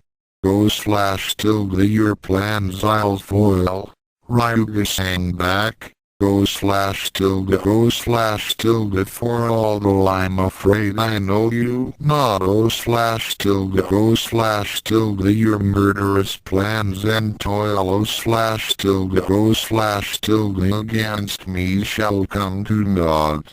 Go slash tilde, for you see. Go slash tilde, what do I see? Go slash tilde, for you see. Go slash tilde, what do I see? Oh, slash tilde, you face the mighty Ryuga Hibiki. Go slash tilde, I face the mighty Ryuga Hibiki! Exclamation point. Go slash tilde, chorused Muhoshin, backing up a step. What the hell? Why was he chorusing? No chorus, he mentally yelled at his mouth, which ignored him. Right then. He wasn't certain, but he suspected killing his old enemy would give him back control of his mouth. Go slash tilde, I'll have your head and see you dead. Go slash tilde, go source of my misery, go slash tilde, the street I'll flood with your lifeblood, go slash tilde, you die now, Hibiki. Go slash tilde, a nice swipe, he thought. Ryuga didn't even try to dodge. Just reached for a pistol at his belt. His hand had almost reached it when Ryo's blade slid into his chest. I breathed my last. Gasped the Ryuga. Go slash tilde, you breathe your last! Exclamation point. Go slash tilde, Muhoshin gleefully sang, as the music swelled grandly and died with his opponent. Wiping the blood from the tip, he strode back out onto the street, smiling. He had never killed to opera before, and he found it a novel and satisfactory experience, if somewhat puzzling. Glancing about at his fellow pedestrians, he noticed that they were gesturing somewhat dramatically when they talked, and a bit of music, ever so vaguely, came from each. It would seem that this reality had a soundtrack, and made its dwellers conform to it. How novel. Go slash tilde go slash tilde for a miserable woman. Go slash tilde on a miserable, chilly morning. Go slash tilde, he turned, startled. He had heard that voice before. Well, Akantendo, clothed in rags and looking decidedly out of her head. How the mighty have fallen. Off, I say. To the devil with you. Odd. No singing, although a burst of rather bleak music did accompany it. Akan glared at him, and hurried off. No, he'd had enough of this place, amusing as it was. He'd depart for more normal climes. The odor of fresh okonomiyaki wafted past, and Muhoshin stopped in his tracks. He'd depart. Right after he had a bite to eat. Asterisk asterisk asterisk asterisk asterisk Ryo Muhoshin stared at the shop he was approaching in disbelief. / you can single quote okonomiyaki / proclaimed the sign. Tables and benches, filled with Londoners, stood in front. And there, he noted, was Kwanji herself. Singing. Of course. Oh / Gosling. Go / she sang. Muhoshin snarled, then noticed that she wasn't looking in his direction. Yes, mum, returned Ikarugo Sankuji, appearing out of the alcove. Oh, there. Right, mum. Mum, wondered Muhoshin. God, that's good, bellowed the customers. Go / have another ayaki. Go / Yukai sang. Go / no, we don't do takeout. Oh / go / ain't they very tasty? Oh / go / Gosling. One for the gentleman. Oh / go / spatulaed it nicely. Oh / go / tender but not flaky. Oh / go / Gosling. Throw the old beggar out. Go / Muhoshin watched as Goes ushered a protesting Akan away. Oh / God, that's good.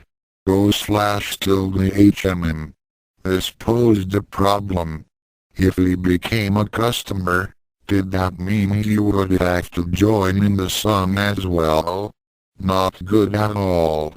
Perhaps there was somewhere else he could. His eye fastened on the sign for the shop a floor above the hookins. / Saotome Ranma, barber / the mighty Saotome. Perhaps the most fearsome fighter Ryo knew. The father of his enemy. A barber. Muhoshin grinned. His hair was getting a tad long anyway, and the humiliation value was priceless. Ranma was probably a top-notch barber here, too. Something nagged at him, but he quickly shrugged the feeling off. Maybe he'd have to sing, yeah, so. A real barbershop quartet. Go / eat them slow. Go / sang Goes and Yukayu. Go / and taste the yummy flavor of it. Oh / go / eat them slow. Oh / cause everyone's a prize. Oh / go / eat them slow. Oh / go / cause that's the lot and now we're sold it. Oh / go / come again tomorrow. Go / hold it, Yukayu muttered, watching Muhoshin walk up the stairs to the barber shop and knock on the door. Ranma promptly answered it. Right this way, sir, Saotome intoned. Yukayu grinned. Oh / bless my eyes. Oh / go / fresh supplies. Oh / go / Gosling. Warm up the oven. Go / asterisk asterisk asterisk asterisk asterisk Ranma ushered Muhoshin into the chair, a fancy-looking metal contraption, and began mixing a bowl of lather. And what may I do for you, sir? The great Ranma Saotome, calling him sir in an ever so humble tone. Ryo grinned. I am, sir, a man with higher tastes my business you might say is grave so fetch the pomade and punish stone to give me a suitably dapper tone sprinkling, perhaps, a fine cologne but first, sir, I think a shave the closest I ever gave, Ranma finished, smiling. He began to apply the lather to Muhoshin's face, whistling happily as he did. Ryo leaned back a bit, and began to whistle along with him. Quaint, this. After covering the face before him with white froth, Ranma took out a rather large, silver-chased razor and began the business of shaving. Muhoshin, who had been almost drowsy, came awake. Having a blade that close to his neck made him decidedly nervous. And are you beautiful? With hair as black as raven wing, like her. I think you'd have such raven hair the way I dreamed you were Miyabi. Ranma sang, his razor flourishes becoming more and more artistic. Muhoshin started. Miyabi? Must be a common name, but why on earth was Ranma singing like? On pure instinct, he caught Ranma's hand just before the razor could be drawn across his throat. Ranma gave a puzzled frown, pushed Ryo back into the chair with his free hand, and kept moving the razor towards his throat. Panicked, Muhoshin tried to keep the blade away. But Saotome was stronger than him, and his other hand was pinned. That questing other hand fell upon a lever of some sort, set into the side of the chair. Maybe it lowered the chair back. The razor was only millimeters away, now, and Ranma was smiling in a horribly vacant way.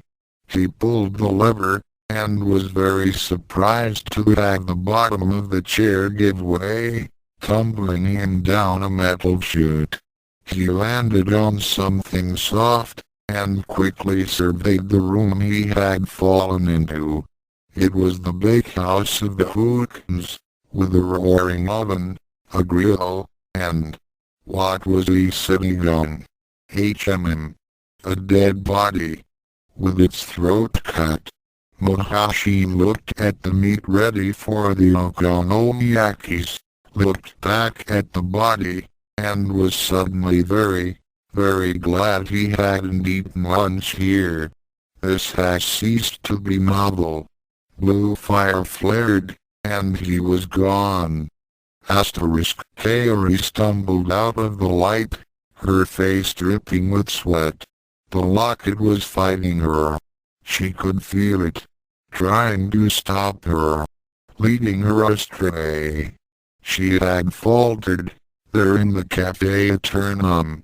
The words had almost turned her aside. Almost.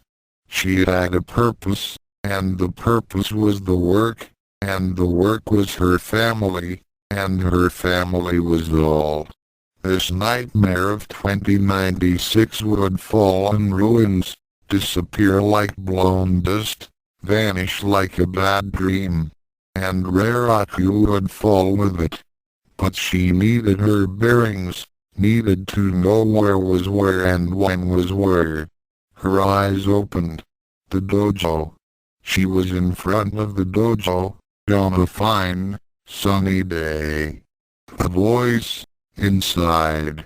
Tako's eyes. It had to be. This had to be the start of that hell timeline, where the demon was wrenched from its pit by the horrible little pervert. Her grip tightened on the staff, and the locket sputtered slightly. He dies.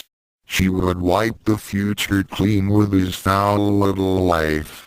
Silently, she walked inside. Ranma-kun, you disappoint me. Kaeri's lip curled in disgust at the sound, her eyes adjusting to the dim light. Kasumi, happy worthless Kasumi. Ranma had probably forgotten to put his laundry in the basket, or something equally. A tanto, she was holding a tanto to his stomach. What? Mother disappointed me, too? Said happy Kasumi as she thrust the blade slowly into Ranma's stomach. The blood ran down the blade, Kaeri noted, and the blade was connected to the handle, and the handle was connected to Kasumi, who was watching Ranma stare at her in glassy, helpless horror. Kasumi smiled, and smiled. I told her I was ready to run the household for her, but she would just smile at me and say that I could run my own house. No. Kasumi jerked around, sliding the tanto out of its resting place in Ranma's belly. Oh my. What are you? Mum, feeling strangely ill, Kaeri advanced. What are you? I'm Kasumi Tendo. Oh dear. What happened to your face? You're not Kasumi. You're not me. Kasumi smiled reprovingly at her. I certainly am Kasumi. It looks like you are too, which is strange. Are you from the future? No. She would never have done that. Never find out. She had to find out somehow double quote lot single quote. That's the name of the bear on my dresser. Mr. Buttons. Although he's on the bed, not the dresser. Her teddy bear. She had named him that. And she hadn't told anyone. Not even Mommy. It was her special name for him. Hers. Are you here to warn me about the future? Mother wasn't sick here, was she? It was a statement, not a question. Kasumi laughed, the sound musical, bearing peace and serenity. Mother was too healthy. She didn't understand that it was our turn. We were meant to do the work. She tried to grasp it. Tried. Mother had been healthy. Would have lived. But Kasumi couldn't wait. She couldn't wait. It's not me, she told herself. Not me. Yes it is, replied Mr. Buttons. You. The smiling, gentle, happy Kasumi turned. I'd better finish Ranma-kun. Afterwards, I'll make some tea and we can talk. Everyone else is asleep, so... Filth. Obscene. Kasumi was a stain. You clean stains. You wipe them out. You scrub them away. Kaeri leapt, the blade sliding from the end of her outstretched staff. As if she expected it, Kasumi darted to the left, the tanto held in a knife fighter's grip. Damn you. You evil, sick thing. You had everything important, and you killed her. I had nothing. I was just another daughter. Someone to do what they told. Now, I tell them everything. I run the house, their days, their lives. Me. United States. And the worst thing was that it was true. Us. She had enjoyed being the head of the house. Overseeing things. Giving orders. Us. And it was all she had ever wanted to do. Us. Both of them. Was she any different from Kasumi? If Mommy had lived, would she have? Kasumi sensed her distraction and struck, knife thrusting in short, vicious arcs. Kaeri barely had enough time to bring the staff up to avoid being disemboweled. The battle was short, crazed, a nightmare of blind fury and instinct. Kasumi kept clawing ever inward, fighting with hands, tanto, and teeth, while Kaeri found herself frantically trying to get her doppelganger at arm's reach, where her staff would be effective. There was a bad moment for her, when Kasumi had gotten her free hand around her neck, the smiling, empty face leering into hers. She wrenched loose, Kasumi's fingernails leaving bloody trails along her throat. It was only a matter of time and focus, before one of them made a mistake. The moment came. Kaeri's leg swept out to trip her double, and with a strength born of desperation she pushed Kasumi away. Her hand stabbed the button controlling the needle, and she thrust towards the leg of the charging, snarling, dreamy-eyed murderer. PAKUSAI-10S80SU. The first stab to piece the leg didn't do anything. Neither did the second. The third was right on target. Kasumi's femur exploded as the needle hit the breaking point, sending her crashing to the ground with a shriek of agony. The tanto fell from her hand, skidding across the floor to land at the base of some piled practice mats. Kaeri stepped forward. Time to finish it. Let's. Oh my talk about this you won't really kill me. The world will be a better place for it. Mr. Buttons. At single quotes the name of the bear. Teddy bear. I know. She raised the staff, positioning the blade. He had a green cap. Mother knitted it for us. I'm you. You can't do it. You are killing yourself. The blade rose, a hungry gleam sparkling along the edge. I'm one of you. I am you. Then there can be only one of the United States. The staff came down. It made a noise like slicing a watermelon, Kaeri thought, watching Kasumi's head fall to the floor. The carvings on the staff flared, the red light matching the gouts of blood flowing from the corpse in the yellow dress. And now, she had to kill Ranma. She raised the blade once more, watching him stare with a sick, uncomprehending horror at her. Ranma? Why was she? Kill him. Kill him. Why was she about to kill him? She lowered the staff, horrified at the incredible urge she had to chop him to bloody rags. Ranma, poor Ranma looked worried. And he was bleeding, too.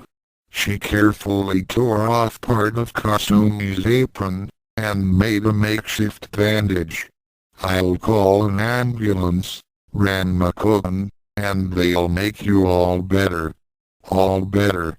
He managed to make a low, mewing sound. The poor boy was still scared. Silly boy, nothing to fear, nothing at all. Kasumi can't hurt you, Ranma-kun. She's all better, and I won't hurt you. See? Picking the head up by the long, flowing hair, she held it up to him. Ranma made gurgling noises. Kasumi's head smiled at him, and dripped.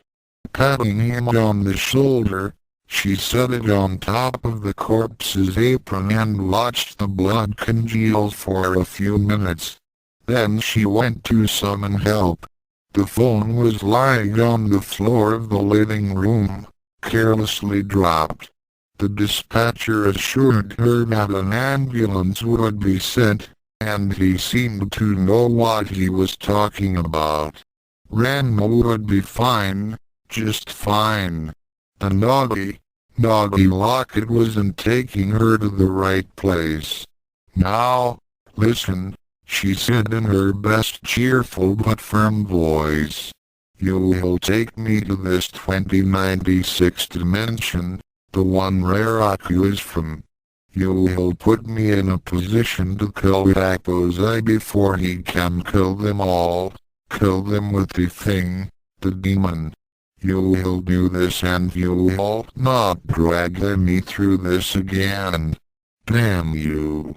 And the monsters jumped out from the walls and the Kasumis scrubbed and hummed and whistled and danced without heads and the staff rolled and spun and cleansed. Above, a sick and dizzy Akana awoke to the sound of shrieking and crashing. As she unsteadily descended the stairs, an eruption of blue light blinded her for a second. She noticed the near total destruction of the living room almost immediately. She found the dojo only seconds before the ambulance arrived, and for a minute the paramedics were worried that the sedative wouldn't kick in. Kasumi was in a daze. Having your mother's ghost telling you she hates you does that. Couldn't hide in her room forever. Everyone would worry. Couldn't black people worry? It would give them wrinkle lines. But she really didn't know what to do. This was beyond her experience. She was really confused. Having your niece from another universe screaming for her father in the throes of orgasm does that. Kasumi buried her head under a pillow. So what was she to do? This was the sort of thing not covered in the housewife's little handbook. Somehow, they seemed to have missed the section on this kind of thing. She couldn't think of anything about daughters loving their fathers inappropriately. Boo. Maybe there was something else she could find. She mentally flipped through the little handbook. Nothing. There must be something she could do.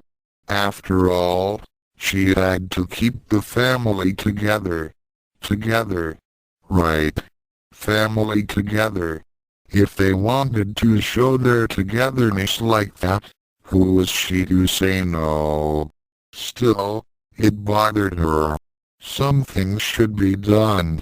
Something she could do. She mentally flipped through her little housewife's handbook for things to do when something was beyond comprehension. Maybe chopping a few vegetables might help. Yes, that's right. Those nice long sharp knives in the kitchen. They'd help her feel better. After all, chopping things always did help her a lot. And it was almost time for lunch. Maybe cooking would help her aching head. Yes, perhaps that was what she needed. Time to think. Yes. Now what to make? Cold sliced pork for lunch might do nicely.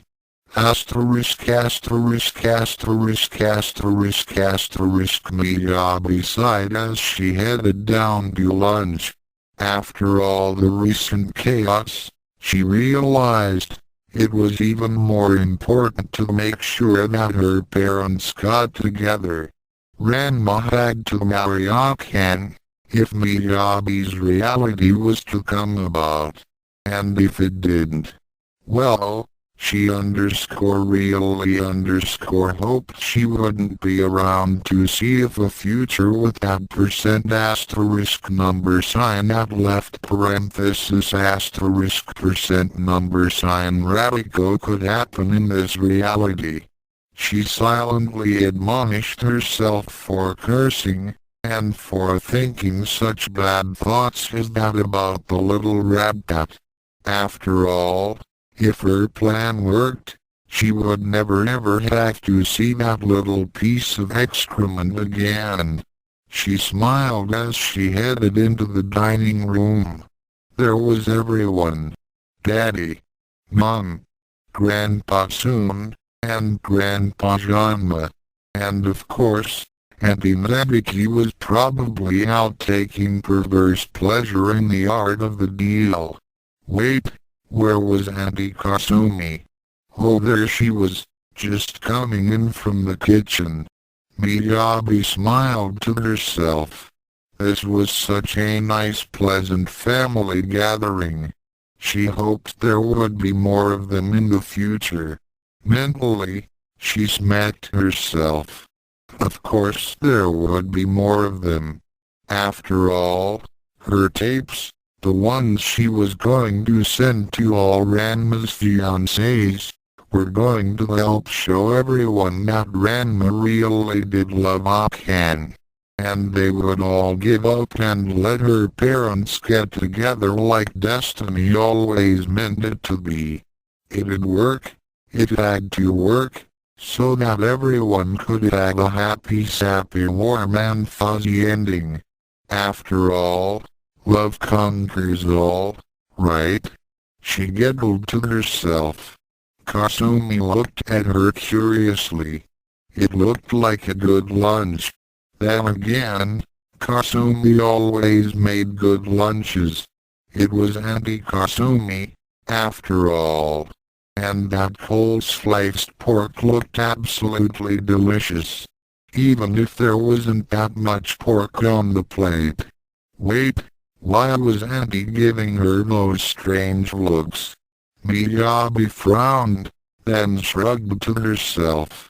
Kasumi hadn't been feeling well lately after all. Miyabi smiled at Kasumi.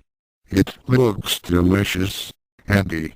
Kasumi absent-mindedly smiled, a strange and vacant smile empty of any true cheerfulness. Miyabi looked down at the table and sighed. Then she smiled as she reached out for several choice bits of pork and veggies with her chopsticks. Maybe Auntie Kasumi would feel better soon. Check that. Definitely feel better soon. After all, a lot of Auntie Kasumi's troubles would be gone once she got the tapes to Ranma's other fiancés. Miyabi paused.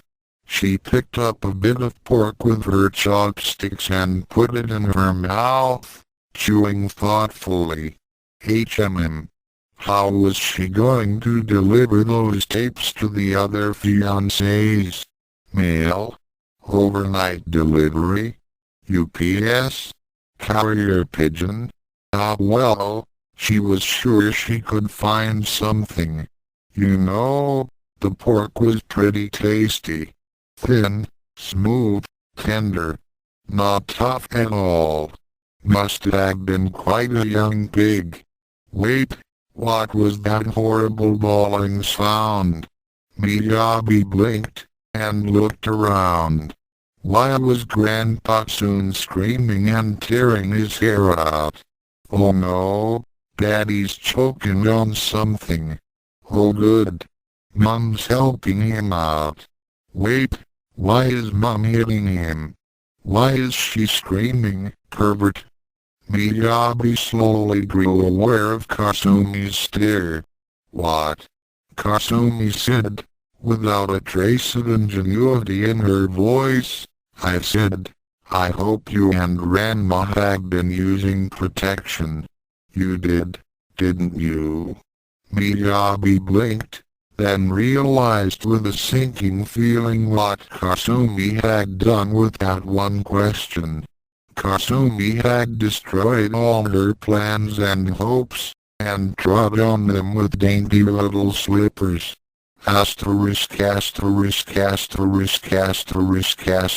Kasumi didn't understand why Miyabi and Ranma were quite vocally denying it all. After all, there was nothing wrong with closeness between father and daughter, was there? Even if, she had to admit, it bothered her a little. She frowned a little. Her harmony was disturbed. She needed a nap. But she had to make sure that Ranma and Miyabi understood that, if they couldn't abstain, they really should be practicing safe sex. After all, if Ranma had another child through his daughter, Kasumi thought, she'd never be sure whether to call the child a nephew or a grandnephew, or a nephew once removed, or a niece, or a grandniece but Auntie, Grandpa, we really didn't do anything. See, you and Kyoton boys, stop doing that. Pervert. B.A.K. with our daughter. Asterisk wham asterisk W-A-H-H-H-H. This was going to give her a migraine if the chaos didn't stop. Kasumi quietly asterisk and asterisk. Everyone stopped and looked at her. Kasumi gave her friendliest smile. Now, Miyabi, Ranma, it's alright to love. Just be sure you do it safely.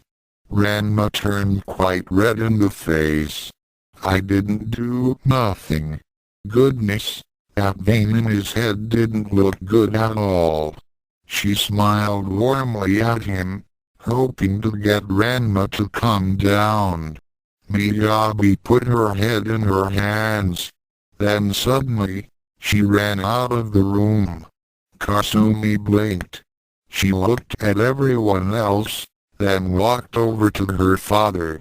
Now, father. Miyabi came running back into the room, holding a few audio tapes. See? This will show you all what happened. Everyone didn't understand, Kasumi realized. Well, except herself. Kasumi smiled. It was nice of you to record your love and share it with us, Miyabi. Kasumi blinked. She really didn't understand why everyone was making such a big fuss over such a perfectly wonderful thing. Maybe she really should go take that nap now.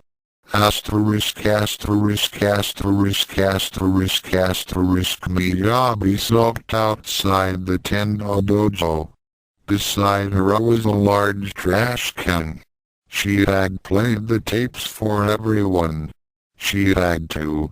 She explained how she was trying to make sure her parents got together.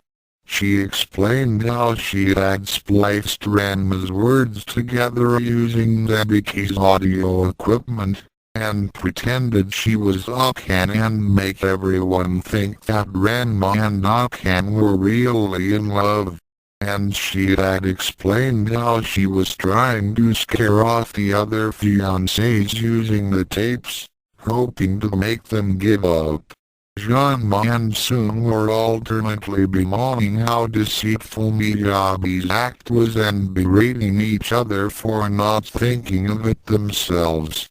But what made Miyabi's heart ache the most was the sight of Ranma and Akan looking everywhere except at each other. It wasn't much condolence that Kasumi had apologized, Miyabi thought.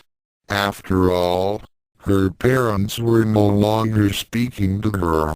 leaving her in this strange reality, one that was nothing like the warm and comfortable reality she had grown up in, where everyone loved each other and were very happy and mushy and sappy. Here, nothing was like what she knew. Not Dad. Ranma didn't love Akan here, so she couldn't call him Daddy. Not Mew. Akan either.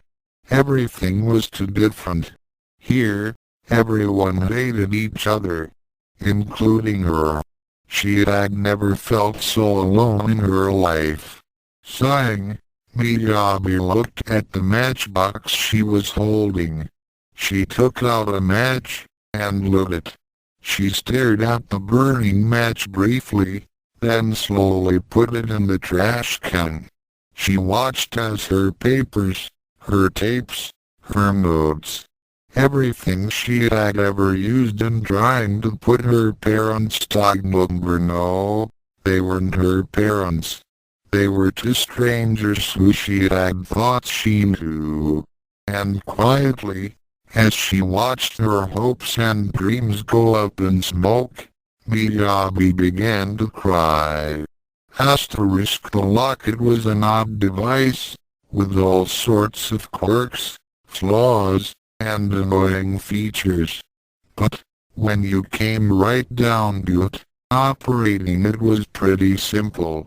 You just pictured something in your mind, summoned your will, and commanded the locket to take you there. Sometimes, if the locket picked up especially strong images, it would ignore the bits about will and command and just take you places. Sometimes, if another mind nearby was thinking strongly, the locket would attempt to please both people, and inevitably fail. Sometimes, when other strong magic was nearby, the locket would be affected. Sometimes, if the mental processes of the user were incredibly strong and, at the same time, completely uncontrolled, the locket would have a hard time stopping. In the terribly long and terribly confusing and annoyingly circular history of the locket, these conditions have only twice occurred all at once. Keisongi was her name, and the world was black-red, and the seas were blood, and the blood came in seas, and the foes were legion, and all of them were her with her face and hands stained red crimson, though she tried to wash them off. But it wouldn't come clean. Why won't they come clean? Still there was work that needed doing. Yes, mustn't forget, or they're dead. Why did I kill them? Maybe, just possibly, it seems so. Not kill them. No, kill them. No, I won't kill them. She ran down the maze of twisting walls that bled bright red. And there was something following her. You don't want to turn, she knew. You don't want to turn and look, because it will be something you really very much don't want to see. No. But she looked anyway, and, of course, it was the dead running behind her. She took a left at the pile of charred sisters, and brushed blue fire from the sleeve of her apron as she walked through the dojo. The things with claws and fangs left off gnawing a femur and chased her across the kitchen until she dived into a pool of cool light, and surfaced in a black cistern somewhere under the bones of the earth. For a little over a year she trod water and tried to stop thinking. But the chittering grew louder and louder, and the grub white hands began pulling her under, so she left. The sun shone red and guttering, and the hill she strode upon began to burn. Ranma was already gone, Poor boy, and the red in his shirt turned alight as flames began to engulf the body. Weapons fire in the distance, screams and screams and screams and turquoise flame. The box was closing in on her, so she tore her way out with her good staff, and flung the cardboard pieces across the alley. A vagrant looked up, startled out of her repose. "SHH," said Kaiten Omarai, "go back to sleep, Nabiki-chan." Nabiki took a long pull from the bot of sake, and fell back into a world far away from rotting clothing and street death. Kursumi began to stumble away. Not nice to watch Nabiki-chan drink and decay. So she stumbled into a warehouse, where a Kaeri's corpse dangled from a gas hook set in the ceiling, and drew a map in the pooling blood to find her way. After a while the map was true, and when the halo of blue cleared she was in the city of dead names. The streets were paved with skulls, and they had raised the spires with the bones of ancestors. But it was empty, and she wandered for a time down the boulevards and fountains, past the banks of lilies, under bridges of cold iron. In time the wind began to tell her things, but then it occurred to her that wind couldn't talk. So she was probably in the wrong place, she reasoned, and turned right out the gate of Sung's exit. She walked through the train and found her seat, and watched Muhoshin-sen and Ryo play at cards. The maggots began to catch up with the train, and soon her car would be consumed. Muhoshin-sen. So she began to get up and lot. Where she walked out the aisle and up the stairs as Akan's screams mingled with the rat-a-tat-a-tat of gunfire. No, it's not like this. Who am I of gunfire? But she was proof against bullets, and would turn and sweep them. I am. Sweep them and their key, and their honors. Kaeri. For the last damn time, 2096. Blue fire exploded, and died away to reveal a graveyard. Out of an odd compulsion, she looked at the nearest tombstone. Essay Audio Muhoshin 1980 to 1996. No, she said. Back. You know when. The stone grew brighter, and the wear of years faded, and the grass grew shorter. And for the blink of an eye, Akan's face, wearing more pain and grief than anyone could ever comprehend. Anyone but her. The gravestone vanished, and Kaeri smiled. Maybe they would bury Hako's eyes here, after she got done with him. The thought comforted her as she fell into a black sleep. This. Now this was puzzling. He didn't know how, he didn't know why, but Ryo Muhoshin found himself standing deep within a majestic city made entirely of crystals. Muhoshin looked around at the people walking by. They seemed rather pleasantly happy. It was all utterly disgusting to him. There was sickening pleasantness and happiness was everywhere, in the air, in the people, in the clouds above, in the crystals. The crystals? He looked around again. Everywhere he looked, breaking points. In every square meter of the place, a nice loud breaking point shone to his senses. The pitfalls of making a city made of crystal, he mused. The reason he was here suddenly became clear. Recreation. Hooray. He cracked his knuckles, strolled up to a crystal tower, then touched it. The tower cracked, then shattered in an impressive explosion that sent crystal bits everywhere and happy civilians screaming in terror. Muhoshin waded through the rubble, a maniacally happy look on his face. That, he thought, was quite a rush. He took off in a mad dash down the street, striking breaking points as he went, resulting in a wave of crystal destruction following his heels.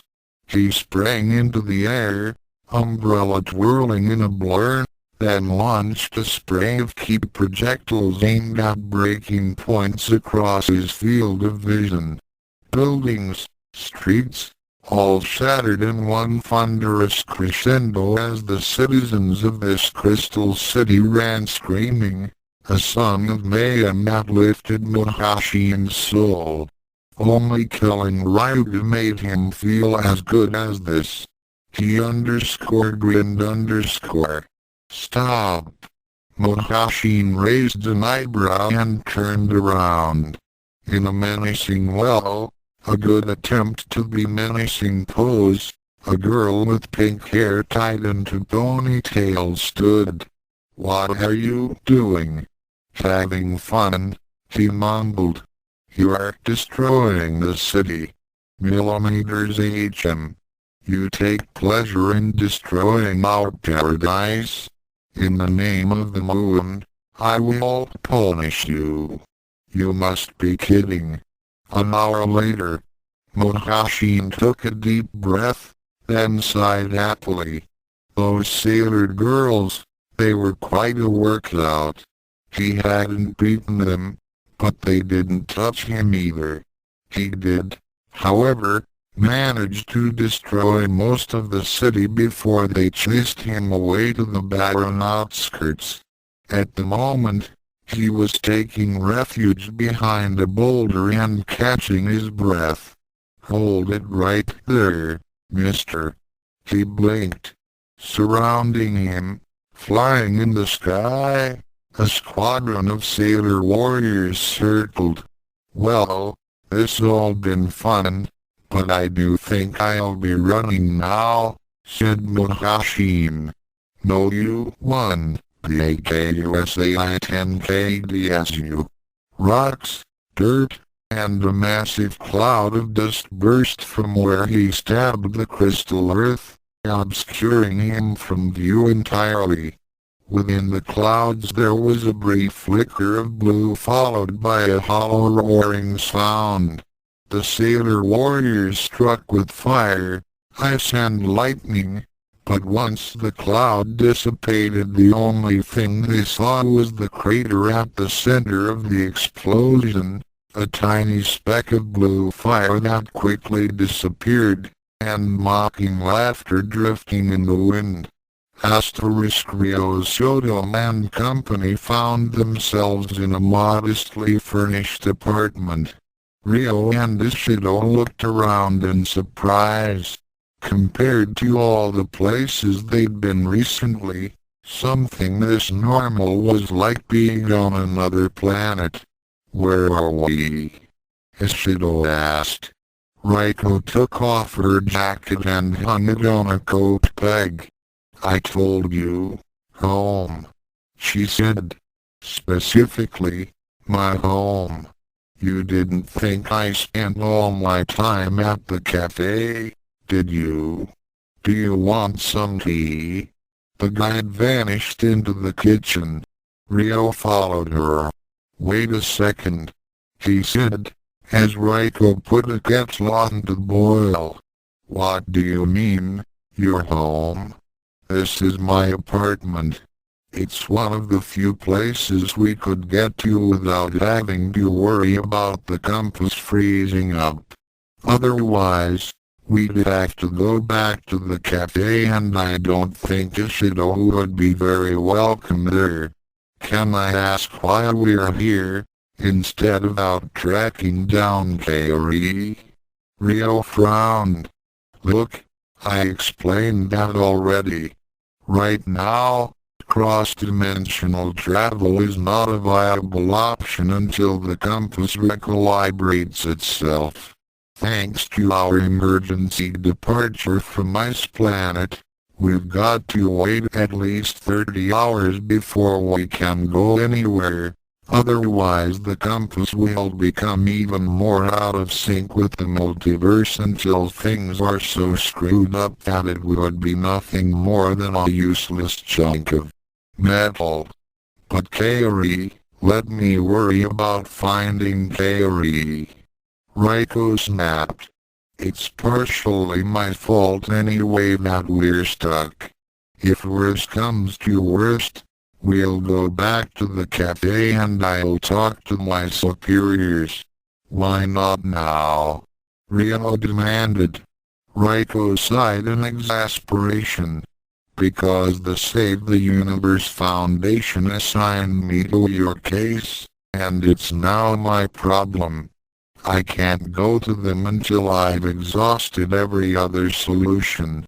She pulled the compass from her pocket and consulted it. Yep, I thought so. We couldn't get to the cafe now, even if we tried. The shockwave is still moving. She turned the face to Ryo. The young dimension hopper could now clearly see that where one of the points of the compass had previously said, cafe, there was nothing.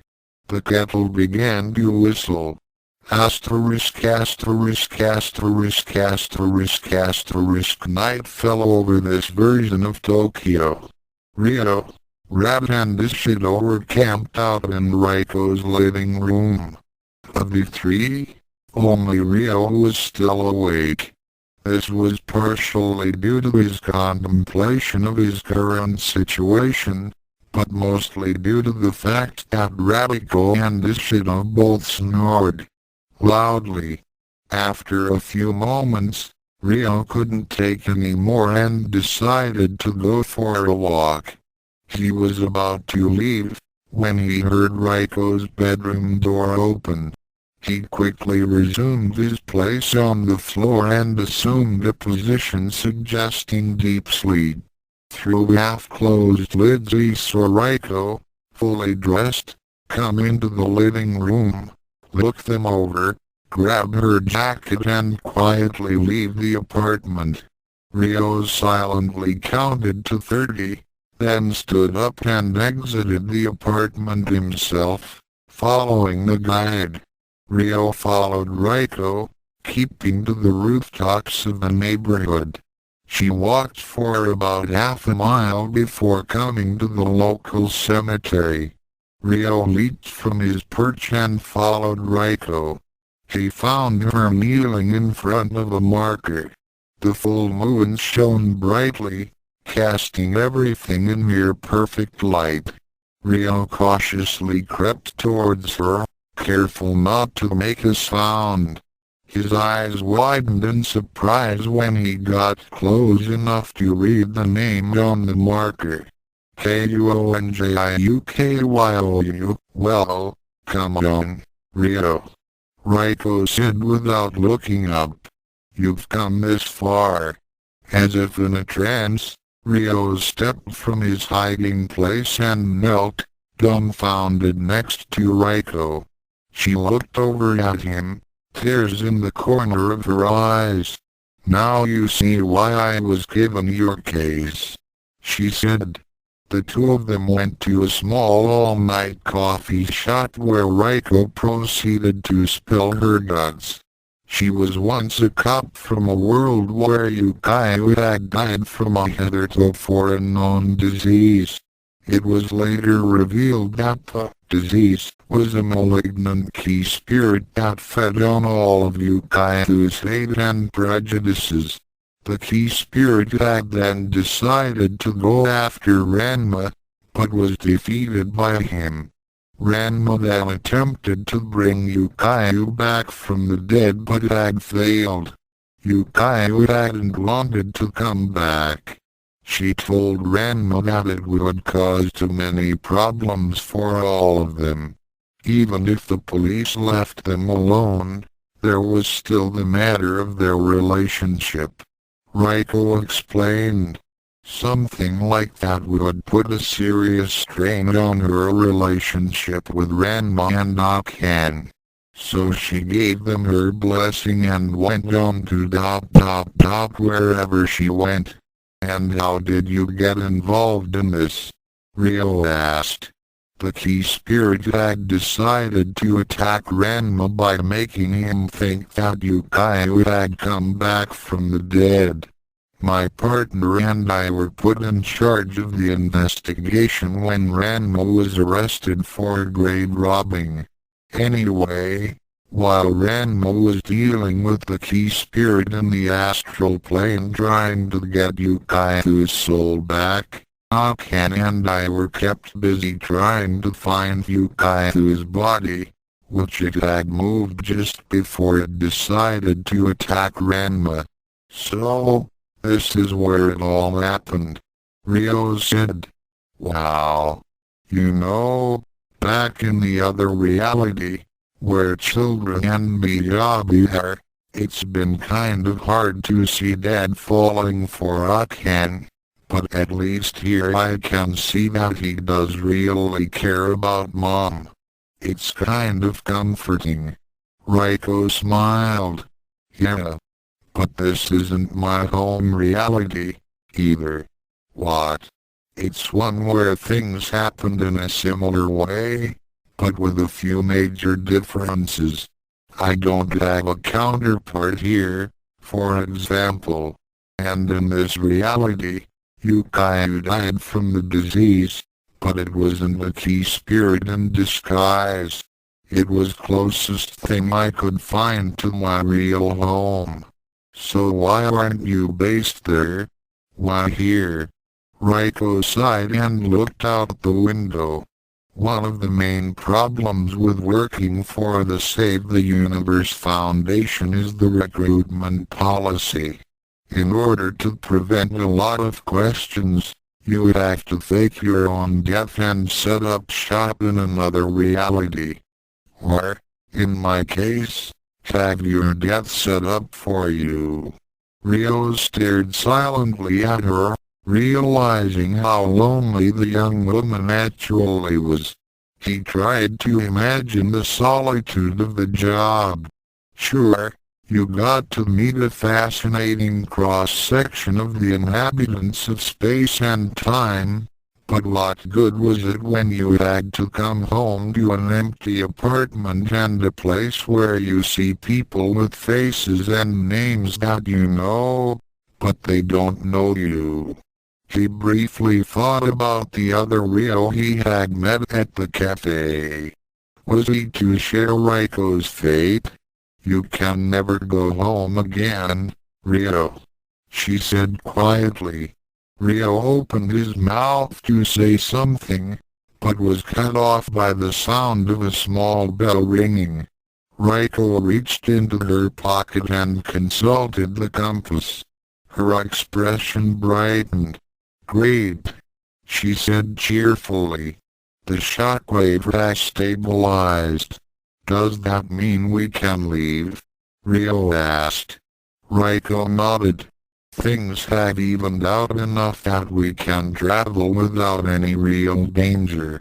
In fact, she fiddled with the rotating dial on the compass. Perfect.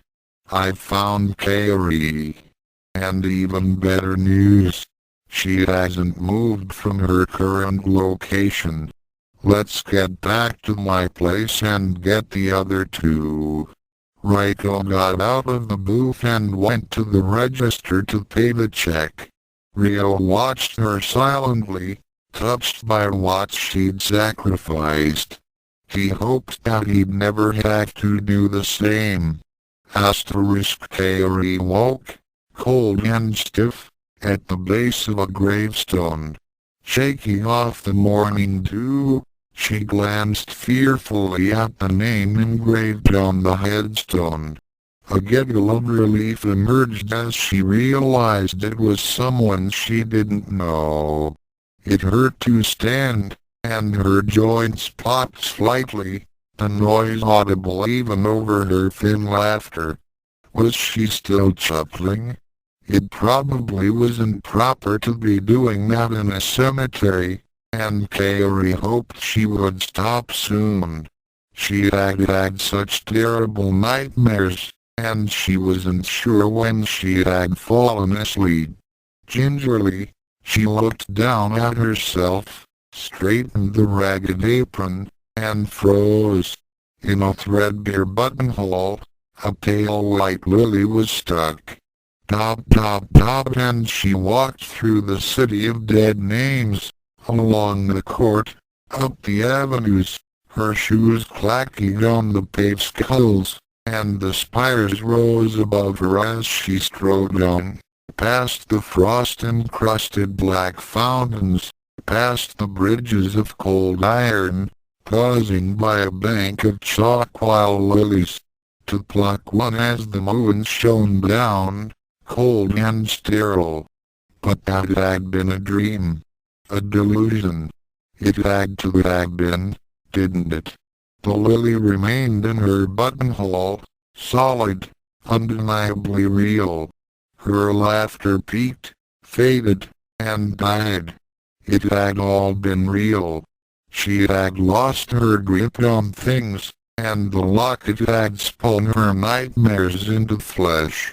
She shivered slightly. Any of her delusions could have easily killed her. She couldn't afford to go mad, to go insane, to... Kaeri hugged herself tightly, whimpering slightly. She was not losing her mind. She was sane. Despite it all, she was sane. It was all too terribly important to break down in a mewing heap, too important to run back to Mommy's lap. All that mattered was the work, and the work was her family, and, God, but it hurt. It hurt. She screamed, a long, shrill, drawn-out shriek of despair. And as the echoes faded, she half ran, half stumbled out of the graveyard. Kapo's eyes. His fault, his and Kasumi's. Killed them. Asterisk asterisk asterisk asterisk asterisk. She slipped through the house like a ghost. Soon was playing shogi. Akane and Ranma were fighting. Nebiki was lounging. None of them knew that their lives were about to be shattered. Blind, blind, blind and innocent. But she was the adult, the eyes, the watcher, the angel of mercy and death. And she walked without noise through the halls. Kasumi turned a corner, and Kaeri smiled at her, the empty bliss rising through her veins. As the worthless housekeeper opened her mouth to say something, the good staff whistled through the air to land with a sharp crack against her skull. Kasumi fell, crumpling like a puppet with cut strings, and did not move. Stepping over the fallen traitor, she walked the remaining feet to Kapo's eyes room, the nest of the VIP. It was a place of filth and disorder. Kaeri marveled that she hadn't seen the corruption in the squalor before. Kasumi had been a blind, weak, pathetic girl. Traitor. Cleanse. And in the middle of it all was Kapo's eyes, squatting amidst a pile of soiled clothing, intently studying a book. He didn't even look up as she entered. Kasumi? Is that you, my girl? Asked the filth, not even looking up. Yes, Master Kapo's eyes, she replied calmly, euphoria filling her soul. I'm here to clean. Ah, good, good, just don't bother me. I won't, she said sweetly, raising the blade. Asterisk asterisk asterisk asterisk asterisk. She brought the blade down. Tako's eye turned, far too late, and the staff sliced cleanly through his neck. The runes erupted with crimson energy, blazing, glowing, sending purifying fire sweeping across the defiled room. Asterisk, asterisk, asterisk, asterisk, asterisk, she brought the blade down. Tako's eye turned with unnatural speed, knocking the staff aside with jaguar-like force. A withered hand slammed into her throat, snapping her neck instantly. Asterisk, asterisk, asterisk, asterisk, asterisk, the runes erupted with crimson energy, blazing, glowing, sending purifying fire sweeping across the defiled room. And then she split. She was two, she was one, she was floating above it all. She was dying in a pile of dirty undergarments and triumphant in the midst of an inferno. And suddenly she knew. She hadn't changed anything. Unlike her home reality, which her actions had rewritten, the timelines of this world could not be destroyed. As she had dropped the blade, the lines had split. In one, a new one, she killed Tako's eyes. In the other, the old one, Tako's eyelid, and she died. Both still existed. She hadn't changed anything. Last time she had saved them all. This time she couldn't. Ranma would die in flames, and Akan would kill herself, and Nebiki die in an explosion, and Daddy die broken and alone. She hadn't changed anything. With a howl, Kaeri returned to the timeline and died, her throat crushed, choking on blood and vomit. With a howl, Kaeri returned to the timeline and collapsed in enraged, despairing tears, Tako's eyes corpse burning merrily in the dying flames. Asterisk energies erupted, and the forms of four apprehensive reality jumpers flashed into being. Ryo rapidly flashed a look around, sliding into a fighting stance. Hallway in the Tendo home. Right. Picture frame on wall. Doors. He heard Ishido's snarl of alarm a split second before he noticed the apron-clad figure lying crumpled on the floor. His instincts as a healer took over, and he quickly knelt to have a look at her. She might be insane, but that didn't mean she didn't deserve. Ryo swore. Craning his head, Ratiko shot him a timid look. What's wrong? Doesn't she have the locket? She's got it, right? His fingers carefully probed the swollen, blue-purple lump on her forehead. This isn't Kaeri. There's no scars, and the fingers are all here. Then who's that? Rat asked, voice rising shrilly. Kasumi. She had what looked like a mild concussion, hard to tell without equipment. Still, her breathing was smooth and regular. She should be okay. We should probably get her a doctor. Oh. Ryo cleared her throat. If Miss Tendo isn't in any danger, perhaps you should find the person you're after. Before she jumps out again. She's right. Rat yipped eagerly. She hurt poor, innocent grandmother Kasumi. We should stop her. Before she, hurts anyone else. Yeah, Ryo thought blackly, like you. Still, they had a point. Right, he said, standing. Kaeri said something about culling Tako's eyes. We should probably check his room first. The others made agreeable noises, and followed him down the hall.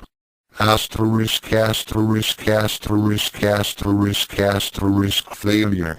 Moving figures, somewhere. Is that her? Yeah. That's... Oh. Oh, damn. I think this is Hako's eyes. Back. What'd she do to him?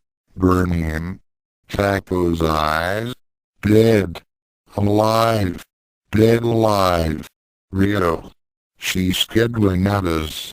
I don't think it's at us. Ishido. Ishido. Fit the sounds together, dip them in blood and bone, watch the names become moving shapes. Kaeri. It's me. Ryo. Are you okay? Ryo. Muhoshin-san. Kaeri. No, no, no, not Muhoshin-san. Other one, doctorish and polite and unhelpful. Kaeri, can you hear me? No, let him go away. Him and the terrible things. Go away. Kaeri, do you have the locket? Locket, locket, blue flame, death, aka okay. You'll hurt yourself. Stop that. Blood, bone, blessed sleep. Ish, give me a hand here. If she wants to kill herself, let her. Rat, shut up.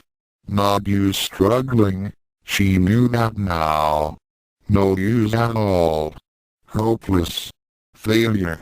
Man, now she's crying. This is creeping me out. She's very sick-ish. Tell me something I don't know. Kaeri? Can you give me the locket? Please?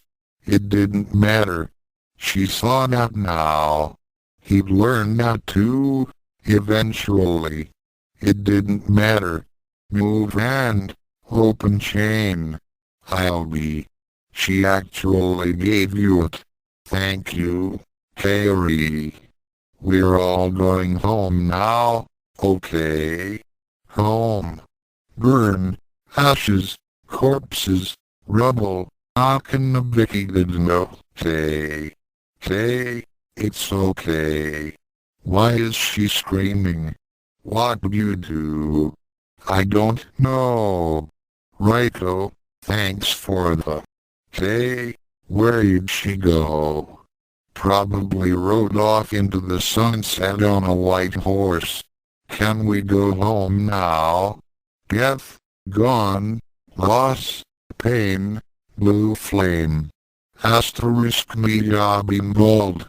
Atop the roof of the Tendo home, she mulled as her father did many times before her. And it was a mull of equal depth as any mull sessions Ranma had ever embarked upon.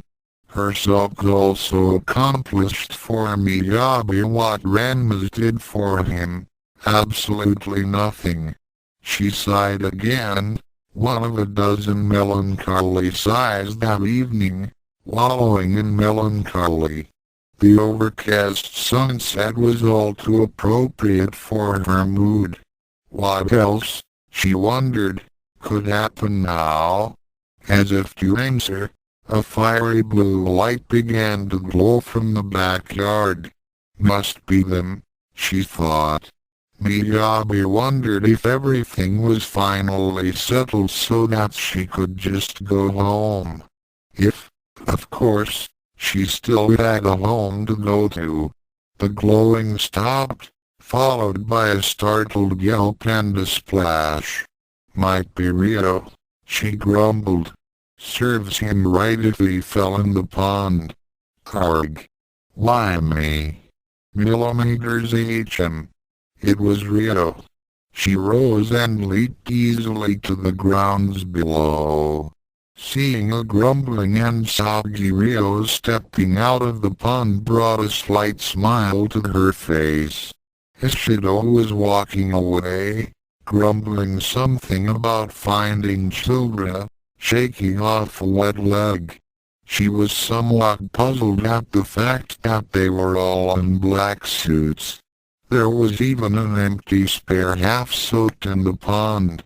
Then there was the bat that was flying about looking dazed, baffled, and lost. Bat?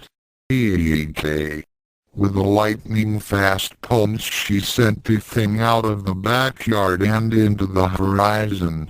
Eek. Miyabi frowned. That wasn't her.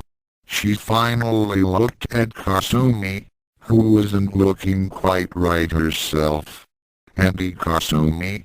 Kasumi flinched at the sound of her name and started screaming incoherently, shuddering and with tears in her eyes. Then looked at her surroundings and curled up into a ball on the ground, covering her face with her hands. Auntie. Miyabi, said Ryo, looking apprehensive. She's not what you think she island. Miyabi glared at Ryo, then grabbed him by his soggy shirt. What did you do to her? She hissed. He met her gaze without a flinch, returning a look of extreme seriousness that was strong enough to halt even her temper. Don't even blame me for this. I'll explain later. Really? Oh my. Ryo winced.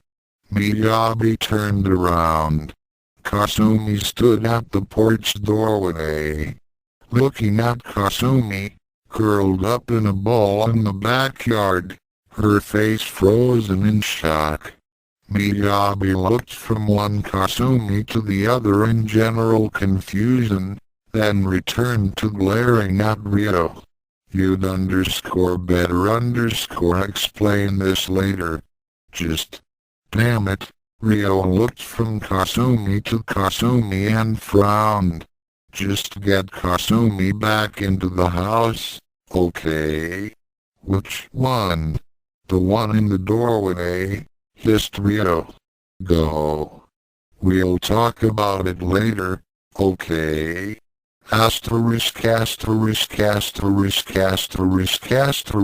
few minutes later, after she ushered Kasumi back into the house and assured her that everything was, for the moment, okay, Miyabi headed upstairs to look for Ryo and that other Kasumi.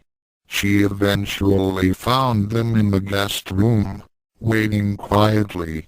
Kasumi was lying on a futon, again curled up, but this time with eyes closed.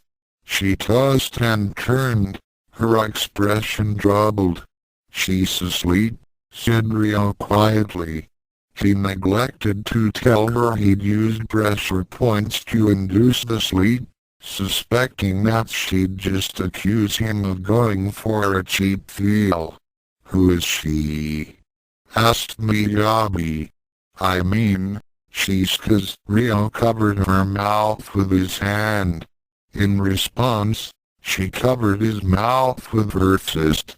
Ow! What do you think you're doing, pervert? Hissed Miyabi, keeping the volume low so as not to wake Kasumi. Don't say that name, hissed Ryo in return. Call her Kaeri, okay? Kaeri? She doesn't like her old name. She really doesn't like it. Well, wife's Kaeri here. She gave him an accusing glare. You didn't accidentally drag her here, did you? No, I didn't, he said angrily. Stop trying to blame everything on me. Just listen, okay? This better be good, brother. Look. She used the mirror to get here. The mirror? The Nanvan mirror. From what she told me, she came from a reality where everyone died. What? And it? Well, Ryo frowned. It left her badly scarred too.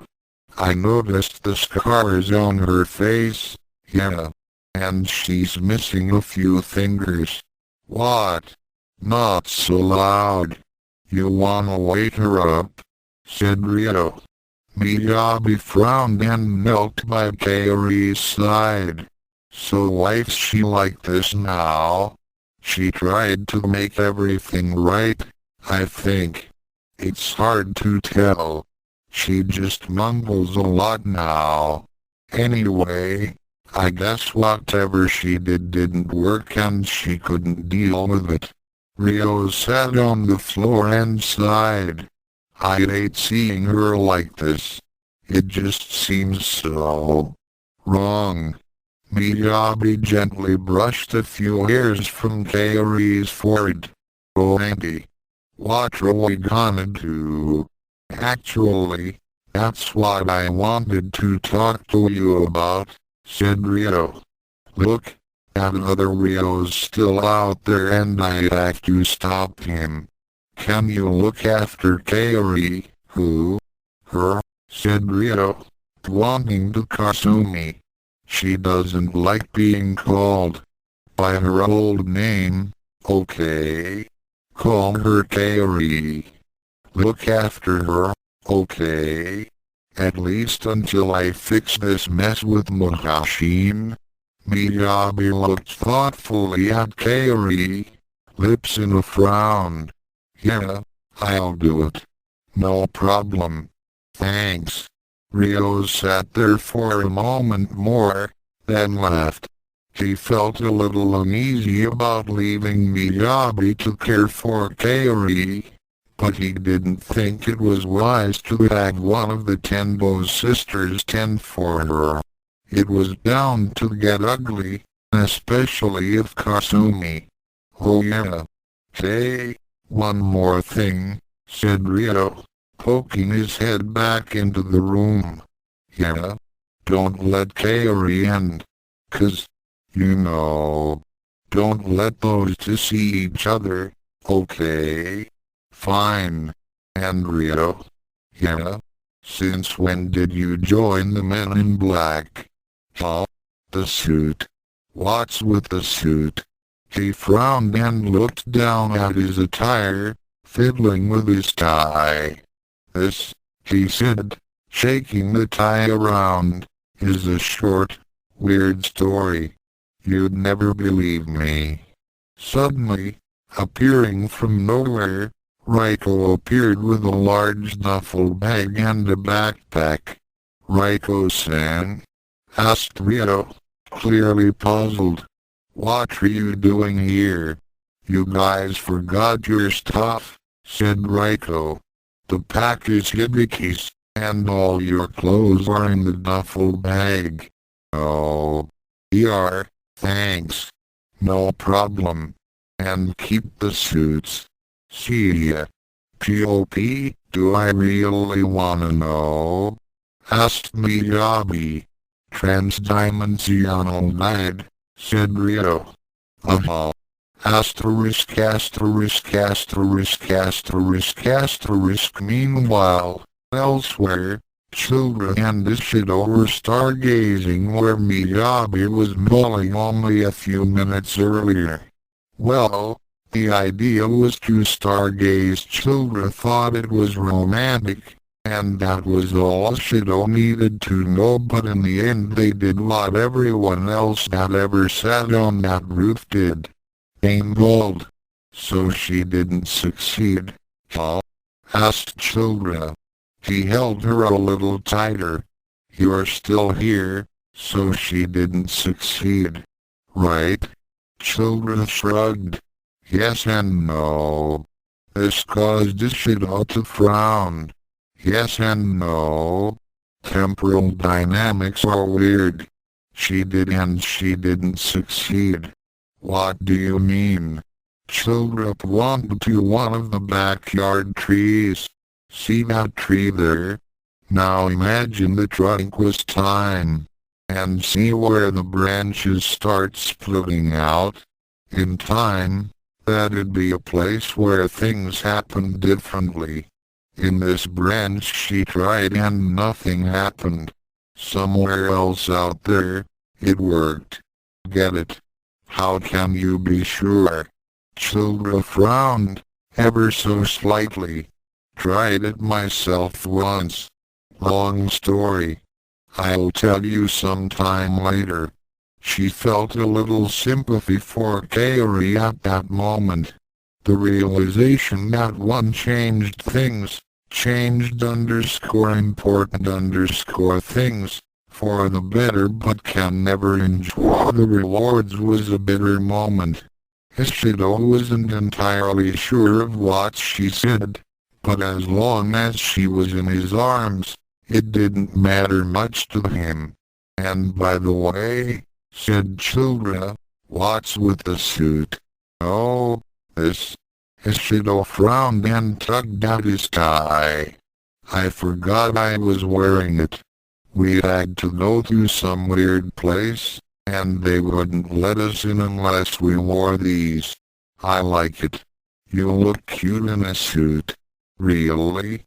She snuggled closer to him, and in a sultry voice, said, but you look even cuter out of it. It was a blissful, romantic moment.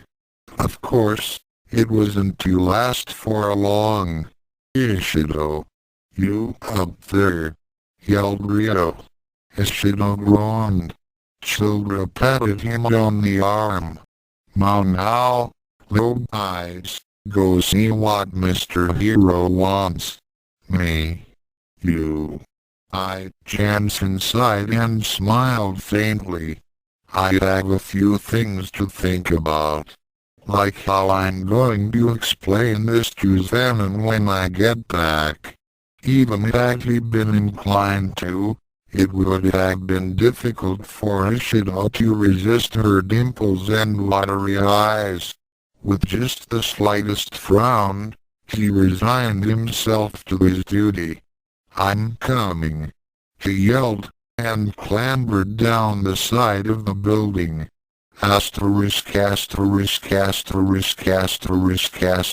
Ranma tried something new. Instead of mauling on the roof, he was mauling in his room. The topic of the night's maul was the ongoing situation with the miscellaneous time-traveling wanderers. They'd been there for about 2 days now. That wasn't so bad. Oh. The Tenbos had tolerated worse for longer, and 2 of these were practically family. Things were certainly getting stranger since they'd arrived. Having 2 grown-up children from 2 different mothers was a mixed blessing. Previously unknown parental pride had emerged in him, as well as fear of the future, or futures.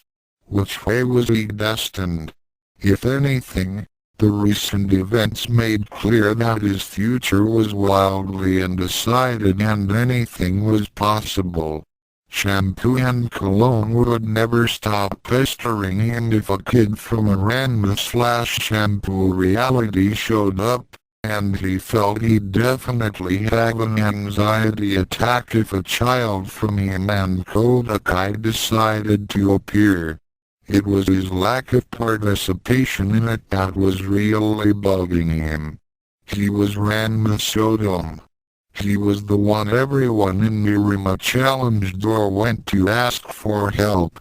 He was the guy that eventually solved the big problem. Nobody was asking for help. Not even his son, or his daughter. At first it was nice to be left out of it, but now he was starting to feel ignored, and he hated feeling ignored. From the backyard, he could hear his future son calling out, Ishido. You up there. They were meeting again. Without him. That's it, he muttered. I'm in. He stood and walked off, intending to confront his son about a few matters whether he liked it or not.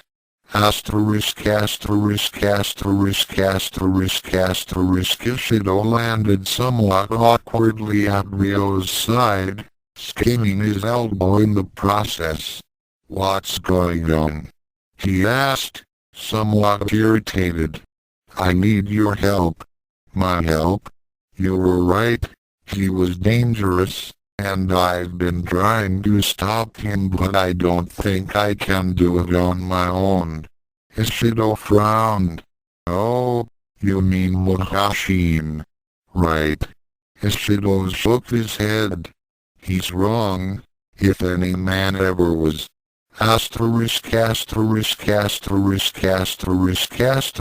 With a sigh, Childra looked down from the clouds. It didn't seem fair that there should be so many different kinds of love, and each of them incompatible. Why couldn't others feel as she did? Why couldn't they understand that no matter how much she wanted to, she couldn't choose, and still remain herself? As she raised her hand to wipe the tears from her face, she noticed Ryo Saotome and Ishido walking away from the dojo. She waved. "Where are you going, Boy Scout?" Ryo paused hesitantly and looked up. "Halt."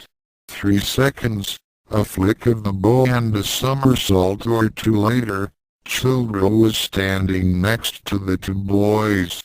"Halt?" she asked, running her hand through her hair. Ishido glanced at her elbow, then hit his own and colored slightly.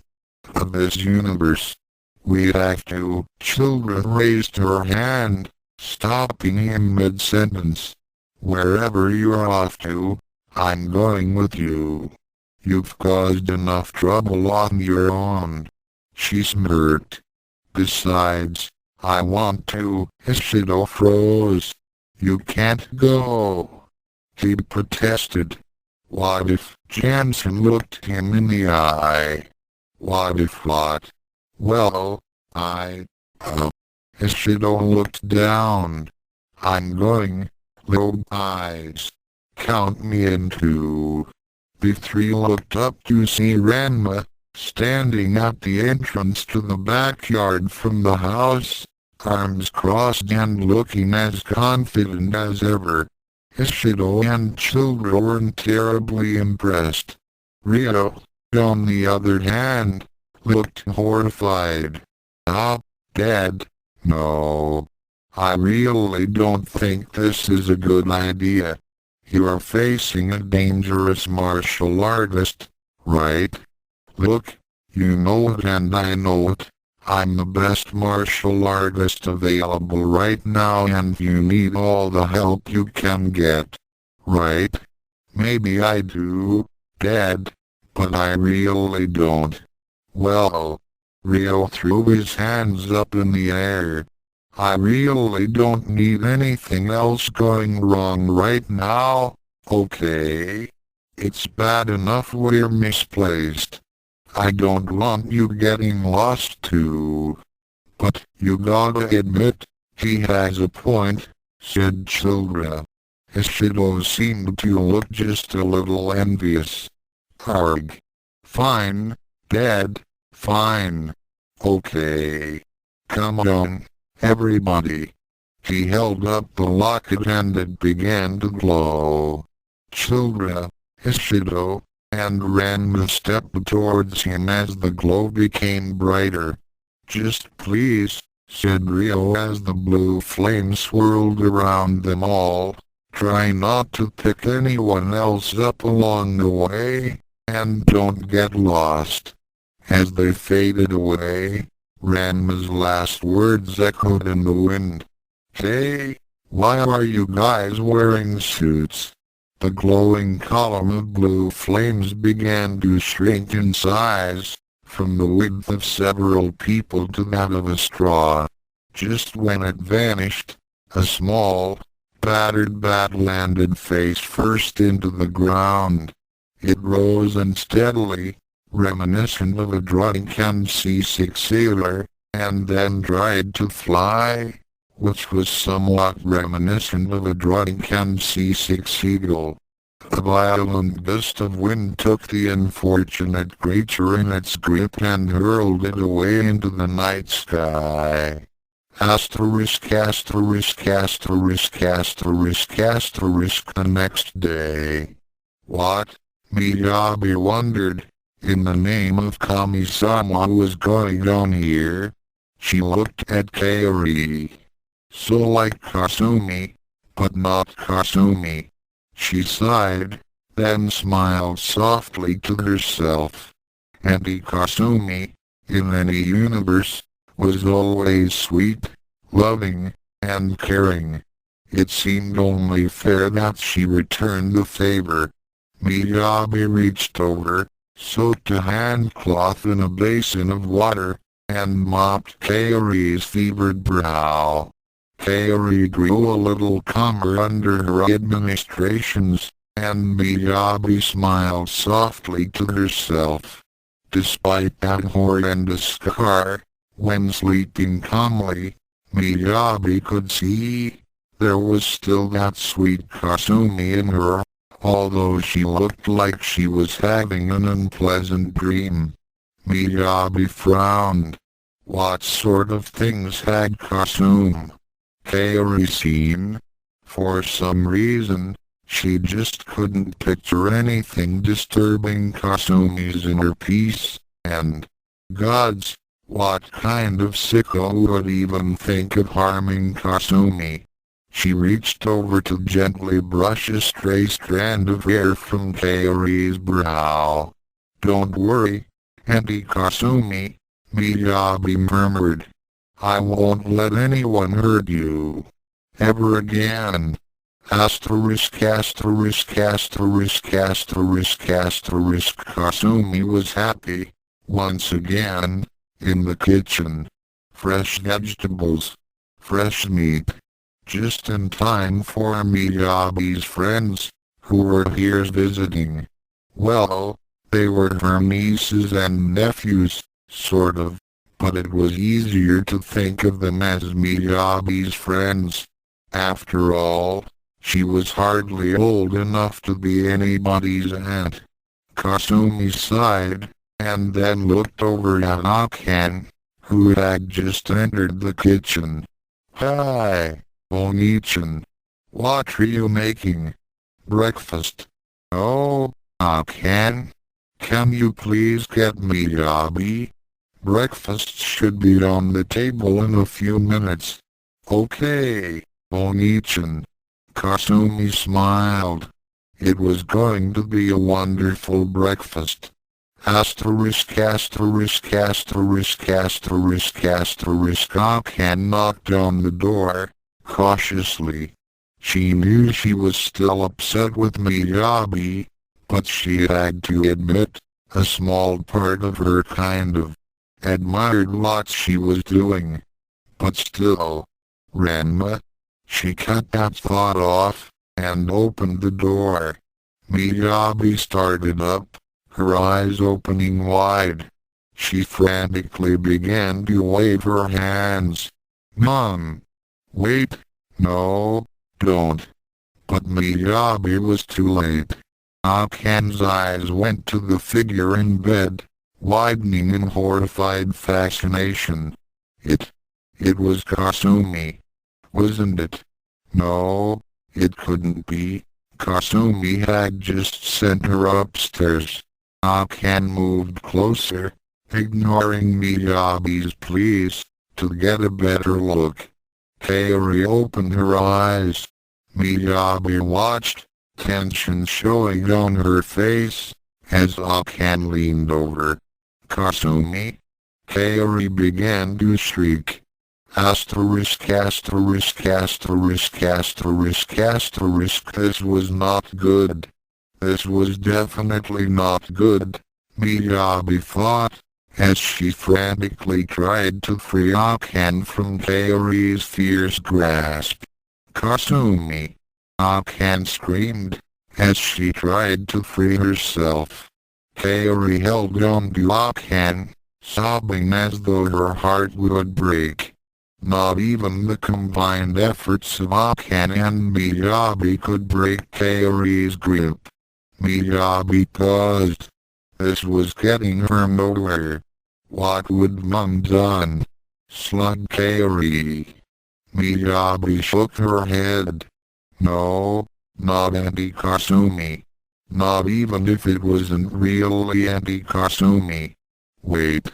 Quietly, Miyabi began to hum. A quiet lullaby. One that her Aunt Kasumi had taught her. Wordlessly, Miyabi hummed, moving around to hug Kaeri. If there was anything of the Kasumi Miyabi knew inside this scarred woman, maybe. Kaeri slowly began to loosen her grip. Taking the opportunity, Akan tore free and ran out the door.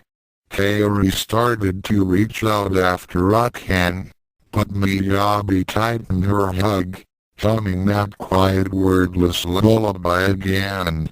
Slowly, Kaeri began to relax against Miyabi. The two of them sat there in the room, in the bright sunlight, amidst the quiet wordless humming.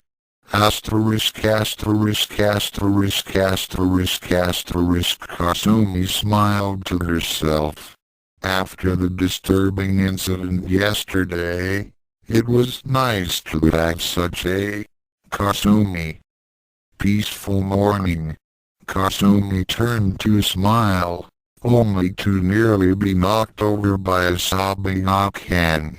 After a short hysterical period in which Kasumi could make neither heads nor tails of Akan's tail, she was able to get the whole story. Oh my! Kasumi mechanically comforted Akan, assuring her she was still there, but her thoughts were running wild. Another Kasumi, this one scarred. What did this mean? Was this her mother's warning? Premonition? Akan left, finally calm. The same could not be said of Kasumi. Somewhere in Mirima, a little bat was scowling, with her little fangs showing.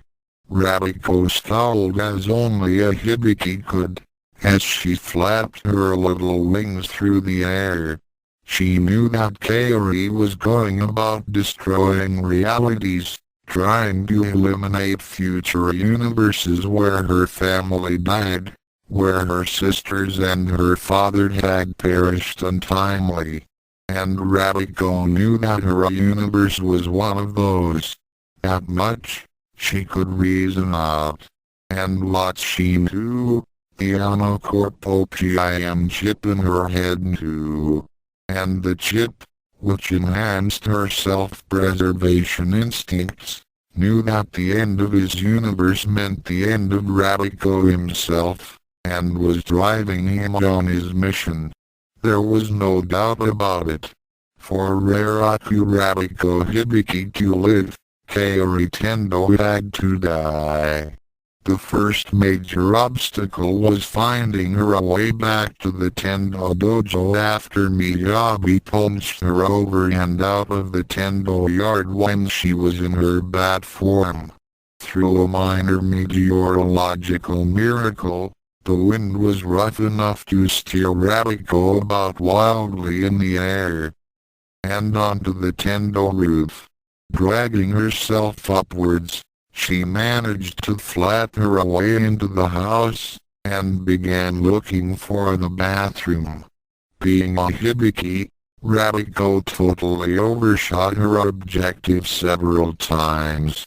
It was during one of those times that she encountered Miyabi Tendo leaving a room, closing it quietly behind her. Or at least, almost encountered. She quickly ducked out of sight.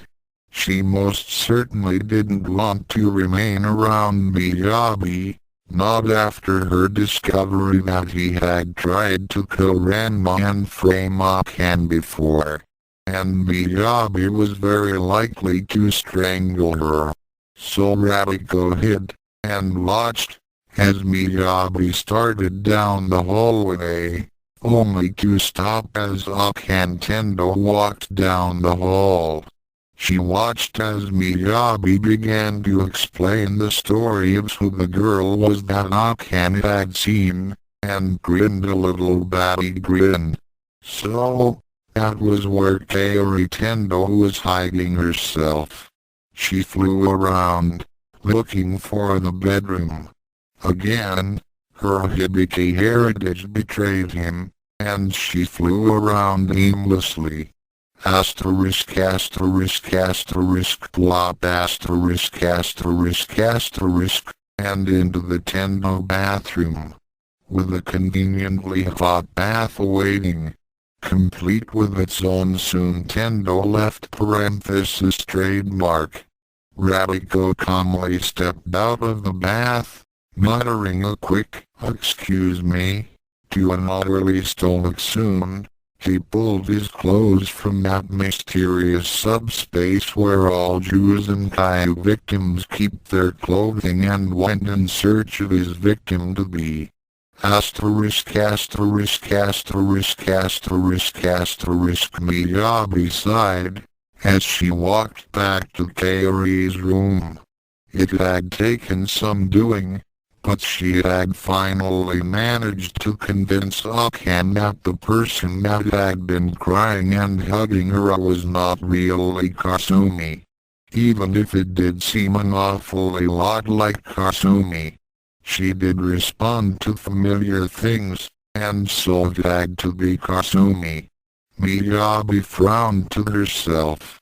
The same question that Akan had asked her was the same thing that plagued her. What had happened to the Kasumi Tendo of that universe? What would make her become Kaeri? She sighed in front of Kaeri's door. First, she had to help Kaeri recover, and with a smile, Miyabi Tendo opened the door to see Ratiko Hibiki hovering menacingly over Kaeri Tendo. Asterisk, he had a headache. Muhoshin staggered across the barren, alien plains, his mind in a blue haze. Sick. He was sick. That didn't seem fair at all. Powers of a god and he was ill. Not fair. Not fair. He'd shifted reality again. It seemed lately that he'd been tripping through time and space more than traveling through it. He wandered through a desert forest swamp with blazing cold fiery sands of icy monsoons with the sunrise sunset full moon forever across the night and day, with the blue flame always surrounding him. Always. Stop. He had to stop.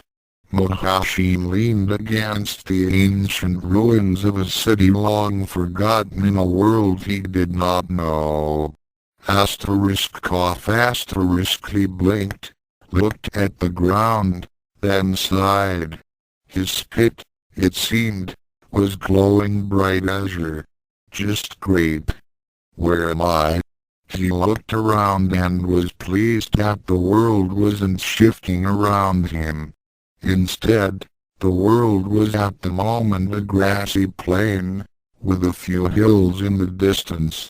The structure he was leaning on was ancient, massive, and in ruins. It appeared to be the edge of some sort of city, all built by ebony stone. Lovely decor. Asterisk cough asterisk a grumble from his stomach reminded him that he hadn't eaten in a long time. That was easy to fix. He focused his will and his mind, feeling a slight headache as he did. Somewhere out there in the infinite worlds, an 18-ounce steak with a potato and a bottle of soda disappeared.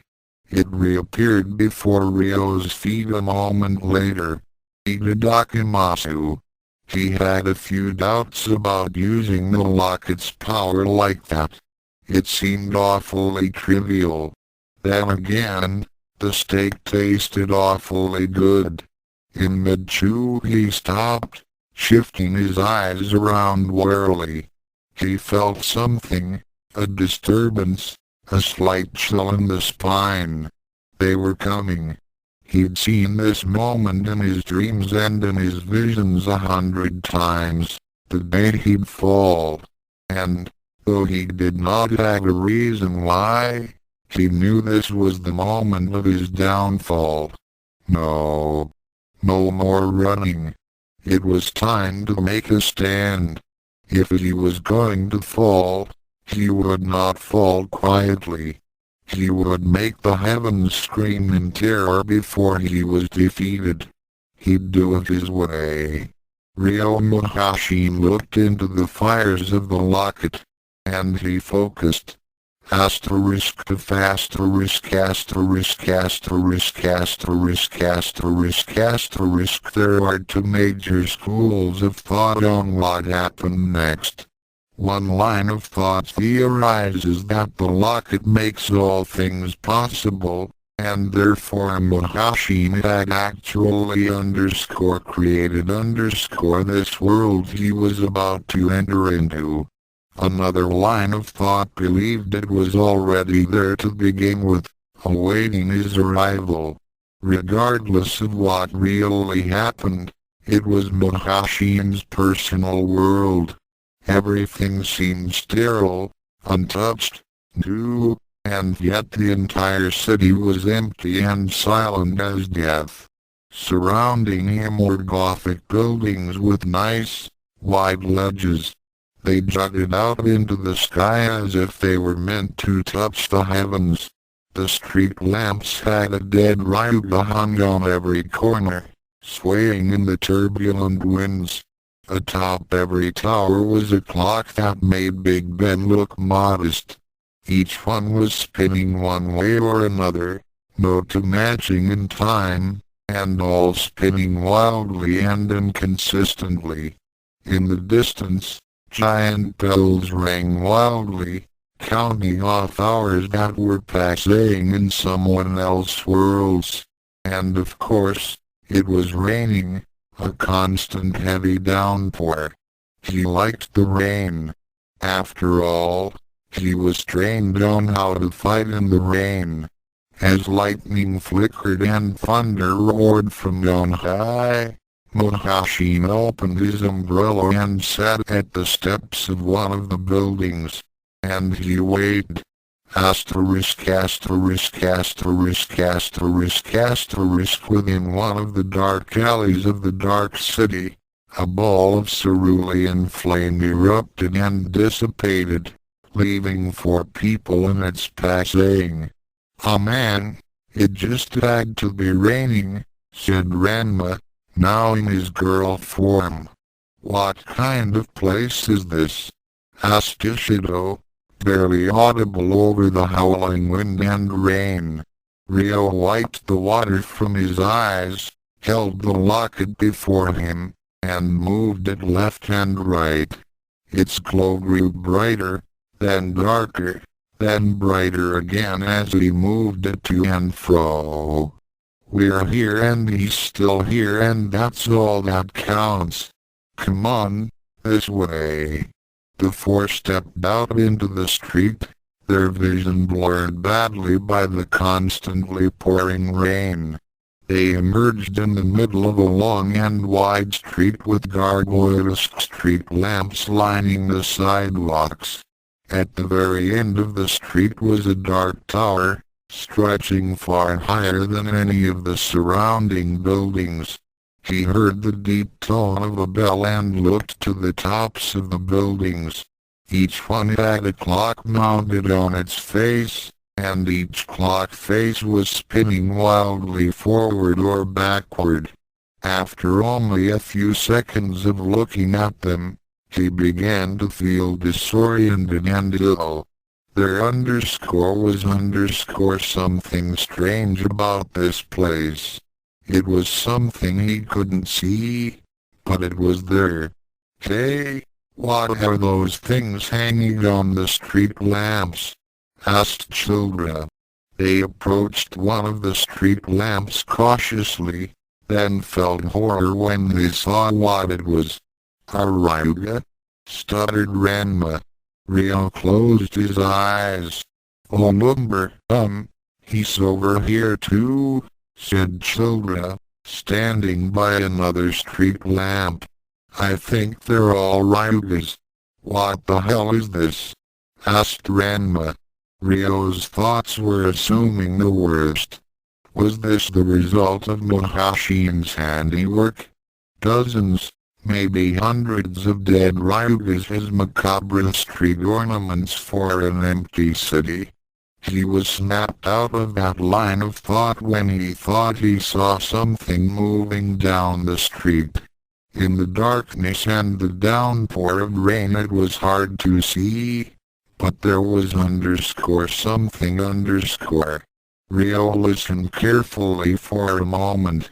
Sensing his mood, so did the others. Splash splash, splash. Top, splash splash, footsteps. Top, splash, fast. Echoing off the buildings. Hard to tell where it was coming from. Top, splash splash, running this way. Yes, definitely getting closer. Top, splash splash, Ishido stood in front of Childra protectively. Ryo and Ranma stood ready, awaiting an attack. Top, splash, and then it stopped. Nice suit, Saotome, echoed Muhoshin's voice. Why? I'm almost envious. BAKUSTAI10KDSU. Glowing yellow shapes whistled down from a ledge above, striking at the ground between them. As they hit, the street exploded with a deafening roar, throwing the four off their feet. They scrambled for cover as more projectiles screamed downward, continuing the destruction of the street around them. Unfortunately, with the savage weather, dark night and explosions, they found themselves separated.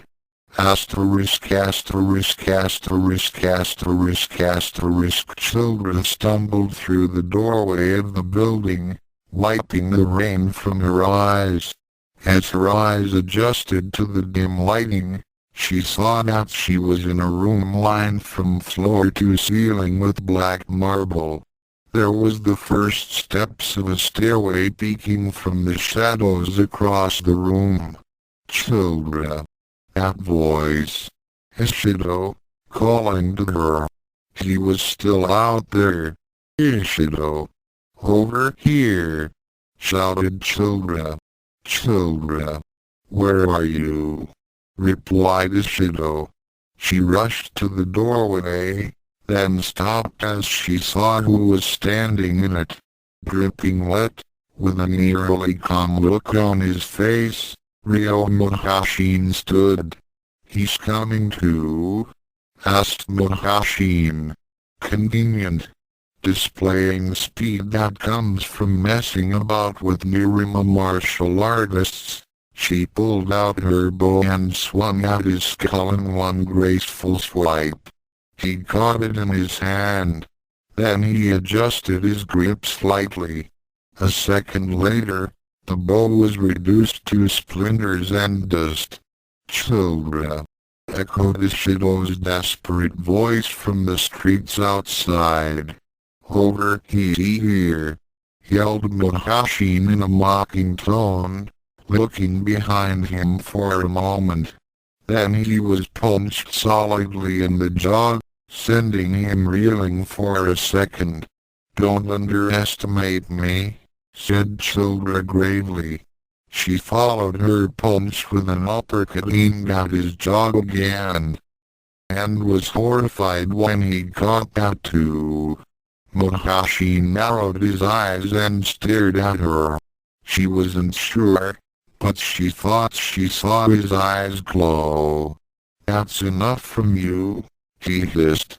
WHAM asterisk asterisk asterisk asterisk asterisk Childra. Ishido ran around in the rain, frantic ever since Childra left his side. Ishido! Over here! Shouted Childra, her voice coming from nearby. To the left, to the right. With the rainstorm from hell, Ishido wasn't entirely sure. Childra, where are you? Over here. Ishido's blood ran cold. That wasn't Childra's voice. It was Muhoshin's. He felt it take over, the automatic training that possessed him in times of extreme fear or stress. Instantly, his senses seemed to improve, overcoming the rain and wind. A block away, he saw an open doorway and a slight hint of movement in the shadows. Childra. He charged in a berserker run, storming through the doorway of the skyscraper and ready to fight. As he entered, his eyes adjusted to the dim lighting quickly. At the far end of the empty building, standing in another entrance, he could see Ryo Muhoshin's silhouette and something Childra-sized slung over his shoulder. Come, O valiant hero, said Muhoshin flatly. The lady awaits.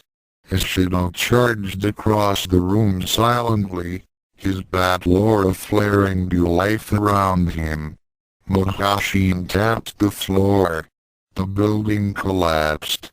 Asterisk asterisk asterisk asterisk asterisk. Damn it, this isn't good, said Ryo Saotome, pacing around in an empty building he and Ranma managed to get into.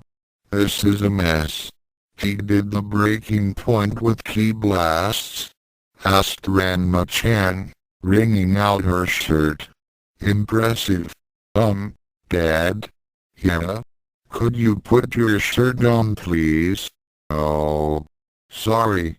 Ryo stared out of one of the giant windows while Ranma put her shirt back on, frowning at the darkness outside. Then he noticed the window was stained glass and formed a picture. What the heck is this? He mumbled, taking a few steps back. The picture began to take shape as he walked backwards. Legs. A dress. An apron.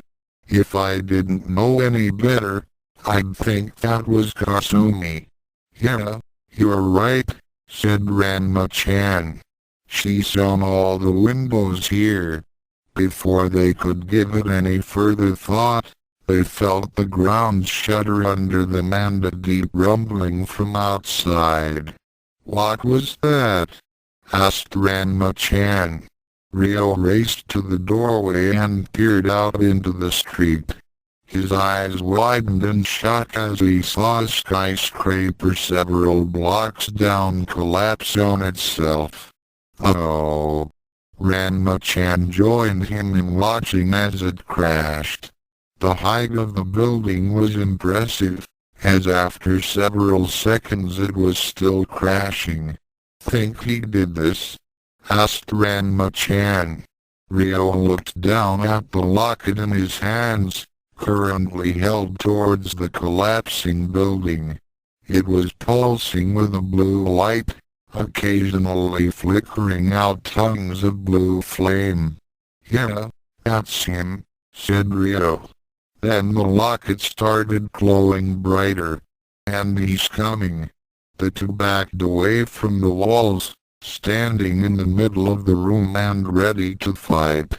And then Ryo realized something. Oh. Ranma-chan glared at Ryo. Oh? Oh what? I think we'd better get out of the building. And back into the rain. This building's made of stone. And Ryo stared at her for a moment, until the facts finally sunk in. Ooh. Oh boy. Then the walls began to crack. Ryo frowned. Damn. Run. Asterisk asterisk asterisk asterisk asterisk from high atop one of the many towers in the city.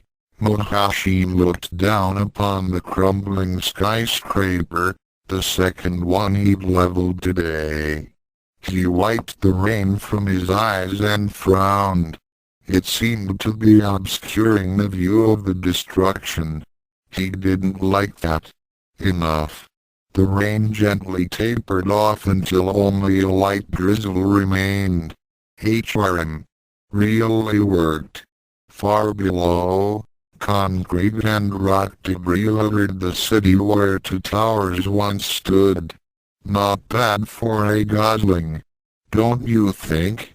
He looked above him, where Childra was tied upside down and hanging from the maw of a gargoyle. She wasn't saying anything, mainly because she was gagged. He closed his eyes for a moment and put a hand over his chest, where a blue glow began to flicker. Yes. Not moving. Down for the count. Muhoshin stared at the wreckage below for a moment. Down for the count. Time to get the locket. Guess I didn't need a hostage after all. Asterisk cough asterisk cough asterisk cough asterisk. Childra's eyes widened in surprise as a spray of blue sparks flew from Muhoshin's mouth. You see? He said to her, wiping his hand on his suit jacket. I'm a little ill. Nothing a small vacation won't fix. Now, down to the wreckage. With a swipe of his umbrella blade, the rope hanging from the gargoyle's maw was severed, sending Childra into free fall. Then Muhoshin caught her by the foot. Come along, Miss Jansen. You may be of use yet.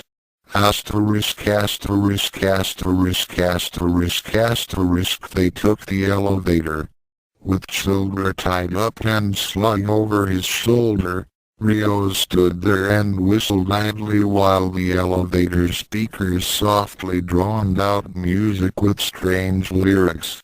Go/tilde heads are hanging from the garbage man trees. Go/tilde go/tilde mouthwash jukebox gasoline. Go/tilde go/tilde pistols are pointing at a poor man's pockets. Go/tilde go/tilde smiling eyes ripping out of his sockets. Go/tilde go/tilde got a devil's haircut in my mind. Go/tilde go/tilde got a devil's haircut in my mind. Go/tilde go/tilde got a devil's haircut in my mind. Go/tilde go/tilde got a devil's haircut in my mind. Go/tilde ging, ground floor, mumbled Muhoshin.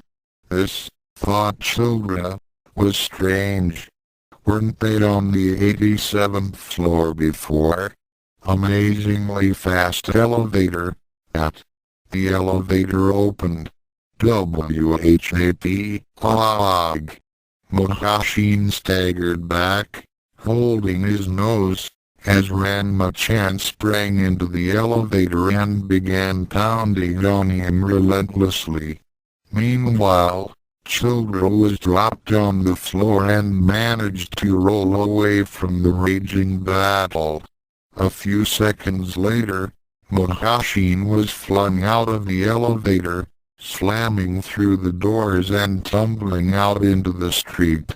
Ranma-chan emerged from the elevator a moment later and quickly untied Childra. "Hey, you okay?" "I'm fine. But where's Ishido?" she said frantically. "Ishido? I dunno. I didn't see him anywhere. Come on, we gotta get out of this building before CRACK. Oh. Asterisk asterisk asterisk asterisk asterisk Children and Ranma-chan burst from the building just as it began to crash down on itself. Muhoshin stood in the middle of the street, awaiting them. "I'll destroy the whole city if I have to," he said calmly. "I won't go down." Jerg. Suddenly, he doubled over in pain and began to yell. Blue flames roared from his eyes and mouth as he writhed in agony on the ground. "What the hell is happening?" asked Ranma-chan. She felt, with much reason, she'd been asking that too much lately. "I'm not sure," said Childra. Muhoshin continued screaming and turning, until finally the flames died down and he settled into a constant and slight twitching. Asterisk asterisk asterisk asterisk asterisk world upon world was his to view. Tiny specks of sand in an infinite sea, swirling forever. More and more and more and more. No human has ever seen the whole of creation. Ryo Muhoshin, however, was coming awfully close to it. Asterisk asterisk asterisk asterisk asterisk. "Hey Ryo, you can come out now. We got him." From underneath some rubble, Ryo Saotome emerged. He looked a little dusty but otherwise was fine. "It worked, huh?" he asked. Ranma-chan nodded. "Millimeters HM. You guys actually had a plan?" asked Childra. Ryo nodded. "Muhoshin could tell whenever I got near. The lockets are a giveaway. So I just stayed here and played dead while Dad ambushed him." "This guy wasn't so tough," said Ranma-chan confidently. "He demolished 3 buildings, Dad." "Sorry to interrupt your testosterone moment, boys," said Childra. "But have either of you seen Ishido?" "Ishido? No. He wasn't with you." "Oh. Oh number Ishido. Where are you?" Large pile of rubble that was once a tower of number sign began to shudder. The 3 backed away, very carefully. A large pillar of energy burst from the wreckage, accompanied by a bellowing roar. When the dust settled, Ishido stood at the center of a large crater, breathing heavily and looking tremendously stressed. "Ishido." Children raced to him and took him in her arms, where he collapsed easily, holding a ton of rock. Up is not easy. And then he passed out. Of course, Children didn't mind holding him in her arms at all. Meanwhile, Ryo Saotome looked down at the twitching form of his nemesis. Realization dawned on him. His future self did say Muhoshin had some sort of radiation poisoning from the locket. Here was evidence he was right about the future. At that moment, he was extremely grateful that he stopped him before Bell-chan. Before she. "What are we gonna do with him?" asked Ranma-chan. "Well, first, I've gotta do this." Ryo kneeled by Muhoshin's side and carefully opened his shirt, revealing the other locket, pulsing brightly beneath a thin layer of skin. The chain, however, was still above the skin, looping around Muhoshin's neck. "Oh geez," muttered Ranma-chan. "That's gross." Dad, hold his arms down. "Why? I need to get the locket." "You. Oh man, this is disgusting." "I agree with you entirely," said Ryo. He reached down and took hold of the chain. After a moment of hesitation, he pulled the chain hard. Asterisk, asterisk, asterisk, asterisk, asterisk. The view was breathtaking. He was seeing everything. Billions upon billions of galaxies. Billions upon billions of realities. And across the realities, there was him. A legion of him. Martial artist, common man, salaryman, loving parent, angry loner, wandering student, immortal Kunki, and then everything went black. Asterisk, asterisk, asterisk, asterisk, asterisk. "I'm gonna be sick," said Ranma-chan, looking a little pale. "Yeah, me too," said Ryo. He put the bloody locket down for the moment and turned to his enemy again. Muhoshin's only reaction was to finally stop twitching. "Let's see," said Ryo. "What else?" "Oh." Ryo held the locket up for a moment. A second later, after a flash of blue light, a straitjacket was strewn on the ground. "Help me put this on him," asked Ryo. With minimal resistance, they fastened the straitjacket. Then he turned his attention to Childra. "Hey, is he alright?" "Just burned himself out, I think," replied Childra. "We going back now?" "Yeah, we are." Ryo Saotome took the bloody locket once more, noticing that the two were flaring violently now that they were in close proximity to each other. He briefly wondered if having the two would render both useless. No, that wasn't right somehow. Not logical.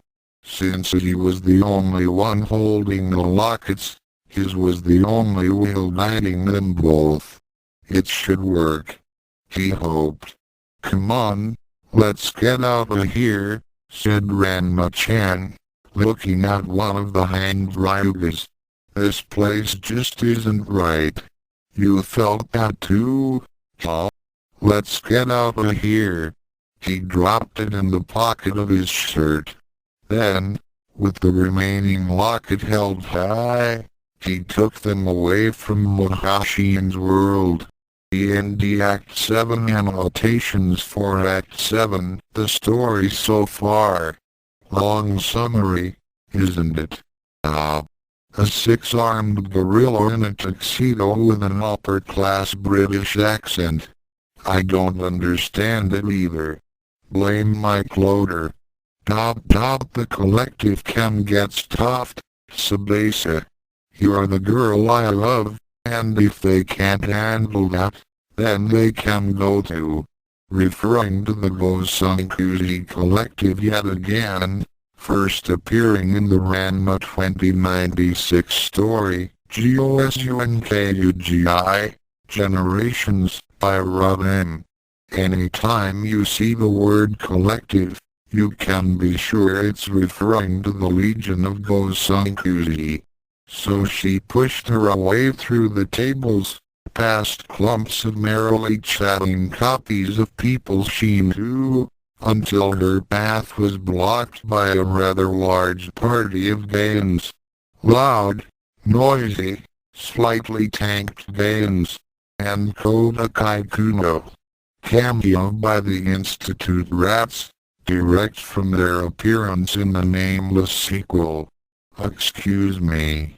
Would you, by chance, have seen a young lady Name of Sarah.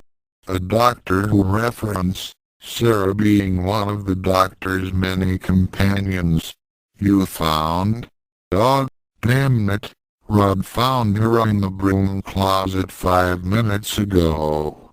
Yes, kids, that's the Converging series writers pestering poor Kaeri. My brothers. Not a chance. They last saw me falling into the abyss, with an arrow in my neck and another by my heart. No, they all are safe in the knowledge that Brand is dead. This collective of yours, they can move through shadow. How do they manage? Brand of Ember, chatting with a Gosankuzi. Leaping back from her chair, the woman in black reached for a sheath by her belt in a smooth, practiced motion marred only slightly by a noticeable swaying, drawing forth an ornate dagger. Kaeri Gosankuzi, yet another of the denizens of Ranma 2096, Miller, I tell him, you're keeping her on to tight a leash. It could cost us our jobs, and heaven isn't much for a layoff benefits. Reference to the heavenly agents in the Yukai vs. Kaeri arc of Art 2096, I single quote I'm sorry, Mr. Ishaniel, but we're fresh out of positions. I wouldn't be discouraged, oh. We aren't the only hell in the realities. Wheel of Time reference. I hope the stable is adequate.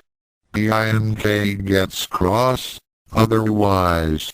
Try the nachos, by the way.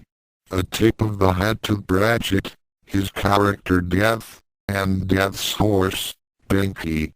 Yes, Binky. She had the bouillabaisse. He ordered wine. Obscure Dr. Otto and the riddle of the Gloombeam reference. Sirba. Ryo Sirba. Answered the woman. Ryo Sirba is a character from the stories, The Letters, and The Shadows, by Aaron Mills. Have another Ayaki, Yukai who sang. The Ranma cast as inserted into the musical, Sweeney Todd. Ranma-kun, you disappoint me. Crossing over into Richard Lawson's appearances, where a psychotic Kasumi dominates the Tendo home. He didn't know how, he didn't know why. But Ryo Muhoshin found himself standing deep within a majestic city made entirely of crystals.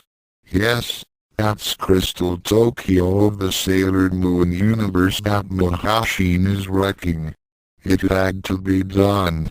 Tsuji had known it was a mistake to get a job with an American firm. He had known it. But he had taken the job anyway, which was why he was currently driving home in a state of very, very high stress. Amalgamated Consolidated Incorporated had no company song. No sense of community. And the coffee was terrible. And the upper management, Americans all horrible. Makey-san had goofed a bit on the League account, and the boss had called him in to yell at him.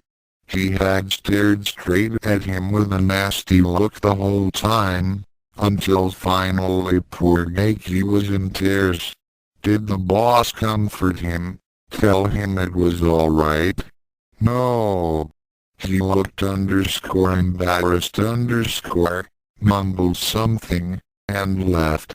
How unfeeling. As he glanced to the left, towards a house built alongside a training hall, a few images registered through the front windows.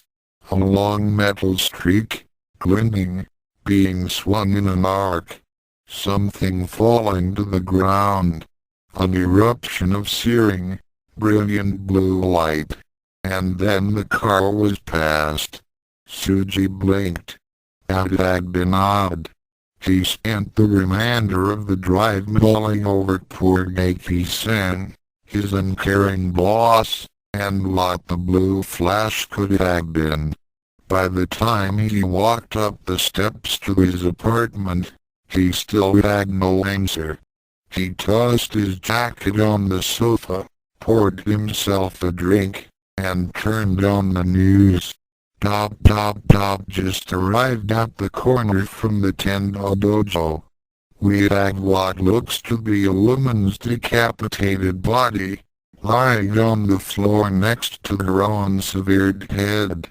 GISAPPERNMCES by Mike Loader based on characters created by Art Takahashi and developed by Richard Lawson.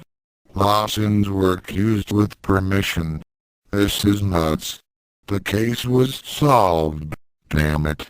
Detective Okasa paced the floor of her office, slowly wearing a track into the already thin carpet, hands balled into fists. Her partner, knowing this mood all too well, sighed glumly. It was going to be a long day. Maybe he was lying. No, he wasn't. I'm sure of it. She stopped, sank into her chair, and turned to face him. Look, you know me. Have I ever been wrong about this kind of thing before? The Saotome kid was telling the truth. Or thought he was, which amounts to about the same thing. A look of frustration crossed her face, and she sighed. Besides, even if he __line ... he can't possibly be guilty. He goes home from his interview with me. He's safe. I just got done telling him that the deaths of Kwanji, Hibiki, and the Takuno nutcases weren't his fault. If he were the killer, he's just been told he's home free. Maybe he didn't believe you. So he killed someone else to get me off his trail. Nope. Doesn't make sense. He leaned back. Look, Okasa, the kid might be a nut. Split personality, or whatever the term is. Maybe he thought he was telling the truth, went home, and flipped out again. She nodded. I thought that might be it too. But motive aside, he couldn't have done it. Look, about an hour after he gets home the emergency dispatch gets the call. Transcript of call number signed 235, Station 5, 3 a.m. July 5, 96 Station, Emergency Dispatch, can we help you? Caller, oh yes you can. Ranma-kun's been stabbed in the stomach, and he's bleeding a bit. Station, okay, miss, where is he? We'll get an ambulance there right away. Caller, the Tendo Dojo, near Rima Ward, a few blocks down from Furanken. Station, okay, they're on their way. Just stay calm, miss. Do you know how to make a pressure bandage? Caller, oh yes. I already put on his stomach. Was that right? Station, that was very good, yes. Now, what I need you to do is... Caller, thank you for your help. End of call. The person who made the call was Kasumi Tendo. Everyone we played it to who had ever heard the girl agreed on it. After Ranma was stabbed, she went into the living room and called the ambulance. Just the ambulance. Not the police. as if whatever had happened was over, and the only concern was getting Saotome to a doctor. Some people are like that, Okasa. So worried about another person that they don't look out for themselves. He leaned back in his chair, and it sounded like this Kasumi was that kind of person. The detective sighed. Anyways, the ambulance arrives about 5 minutes later. They hear screams from the dojo, running. Testimony of Arian Kikas's paramedic, July 5, 96 Okasa. So you heard screams coming from the dojo building? Casey, yeah, a real shrill, bad scream. The kind you hear at accidents, when a mother just lost a child. Okasa, what did you do then? Casey, well, Hikaru and I ran in, to, see what was going on. We figured that the stab victim was in there. Okasa, and what did you see upon entering? Casey, it was bad, real bad.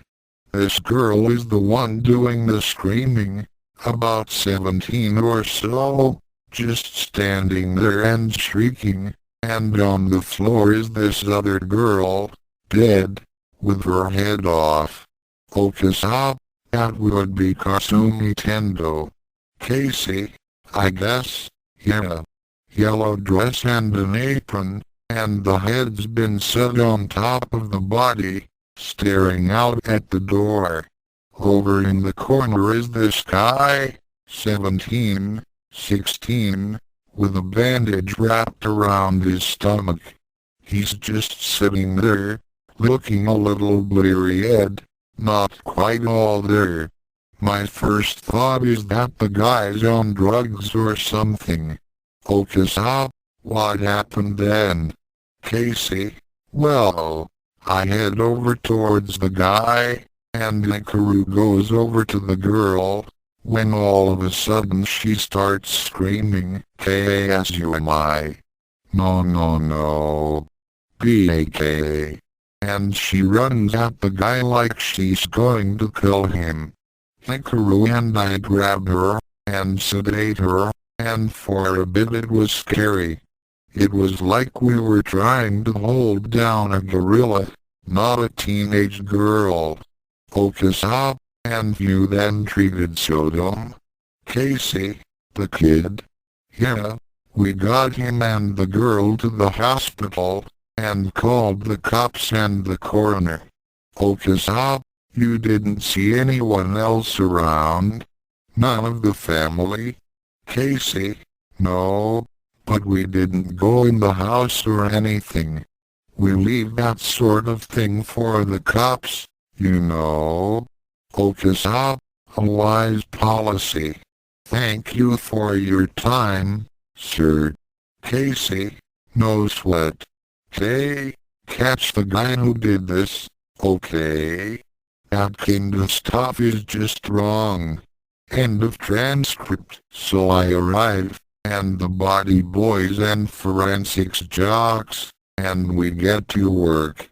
We find plenty of stuff, alright, but the stuff doesn't make much sense. Kasumi Tendo was killed by a sharp blade weapon, probably a sword of some sort.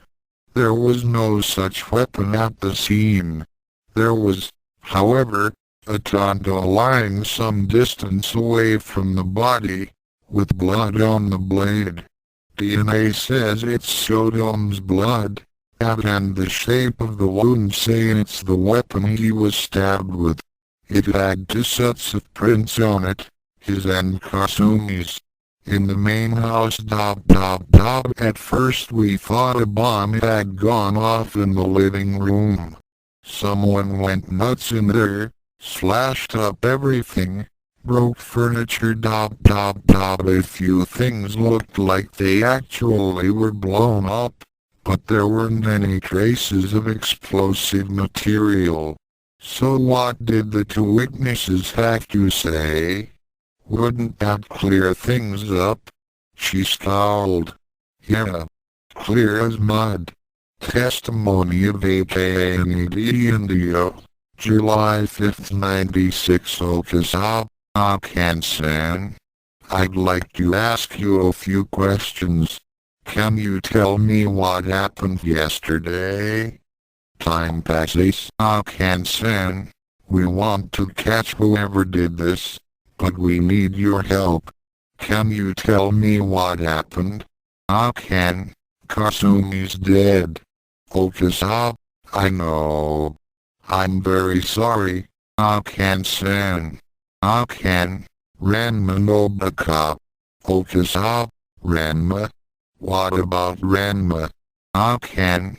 He just sat there. I came downstairs. There was a noise. Blue light. Okasa. Blue light. A explosion. Akan. Someone broke the shogi table. Broke it in half. Okasa. What happened after you came downstairs? Akan. I tried to find something, and I went in the dojo. Kasumi. Kasumi Onichan. Dead. Dead. Kasumi Onichan. Okasa. Akan-san. This is very important. What was Ranma doing? Akan. A cop. A cop. He just sat there and held his stomach. A cop. Kasumi. Sensei. I'm afraid I can't allow any more questions right now, Detective. Okasa. I understand. Goodbye, Akan-san. End of transcript. Maybe in a few weeks I can get more out of her. Right now. What about Saotome? Oh, he was drugged. Alright. Not like the paramedic thought. Oh. Someone slipped him a methamphetamine, just enough to keep him awake but immobile. So he saw the whole thing. Yes, and number, testimony of RNMASA Audioemi, July 5th 96 Okasa. So, I hear you'll be fine in a month or two. Ranma, yeah. That's what the docs tell me. Okasa, want to tell me what happened? Ranma, Kasumi. She was the one behind the killings. Yukayu, Ryuga, Cologne. Okasa, but the Kunos were found to be responsible for that. Ranma-san. You said so yourself. Ranma, yeah, I know. She used them. Okasa, so you killed her? Ranma, no. She drugged me, brought me into the dojo, and started to cut me open. Would look like suicide. Okasa, but you're alive, and she isn't. Why? Ranma, I don't know. Someone came in, and then I don't know. I think the drug was causing me to hallucinate, and the wound. I kept seeing more than one Kasumi, and someone shoved her head in my face after it had been severed. Okasa, you see you were hallucinating. Is it possible that you also hallucinated Kasumi as the murderer?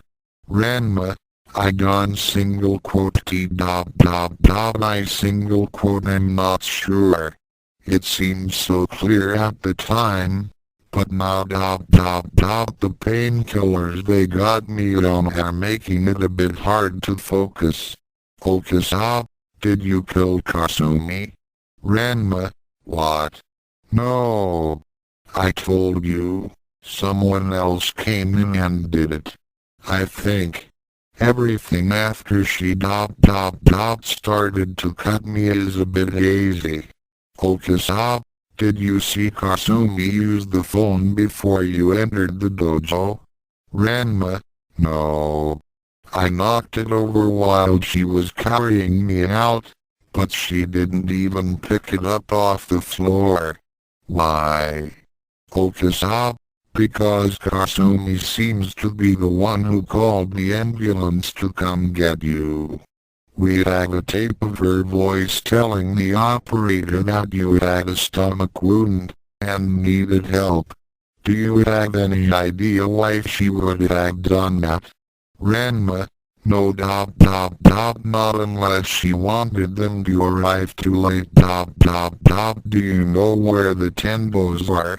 Okasa, there was Akan. She found the body, and well, she's under psychiatric observation. Ranma, damn. Is she bad? Okasa, hard to say.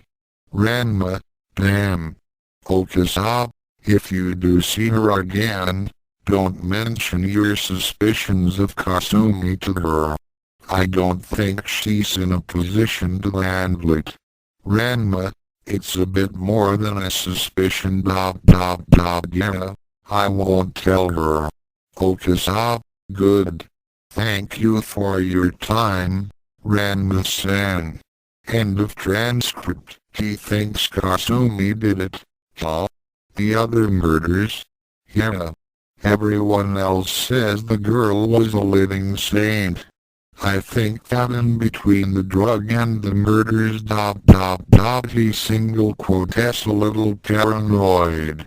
Don't blame him, either. So why don't you think he did it? He underscore couldn't single quote he underscore have.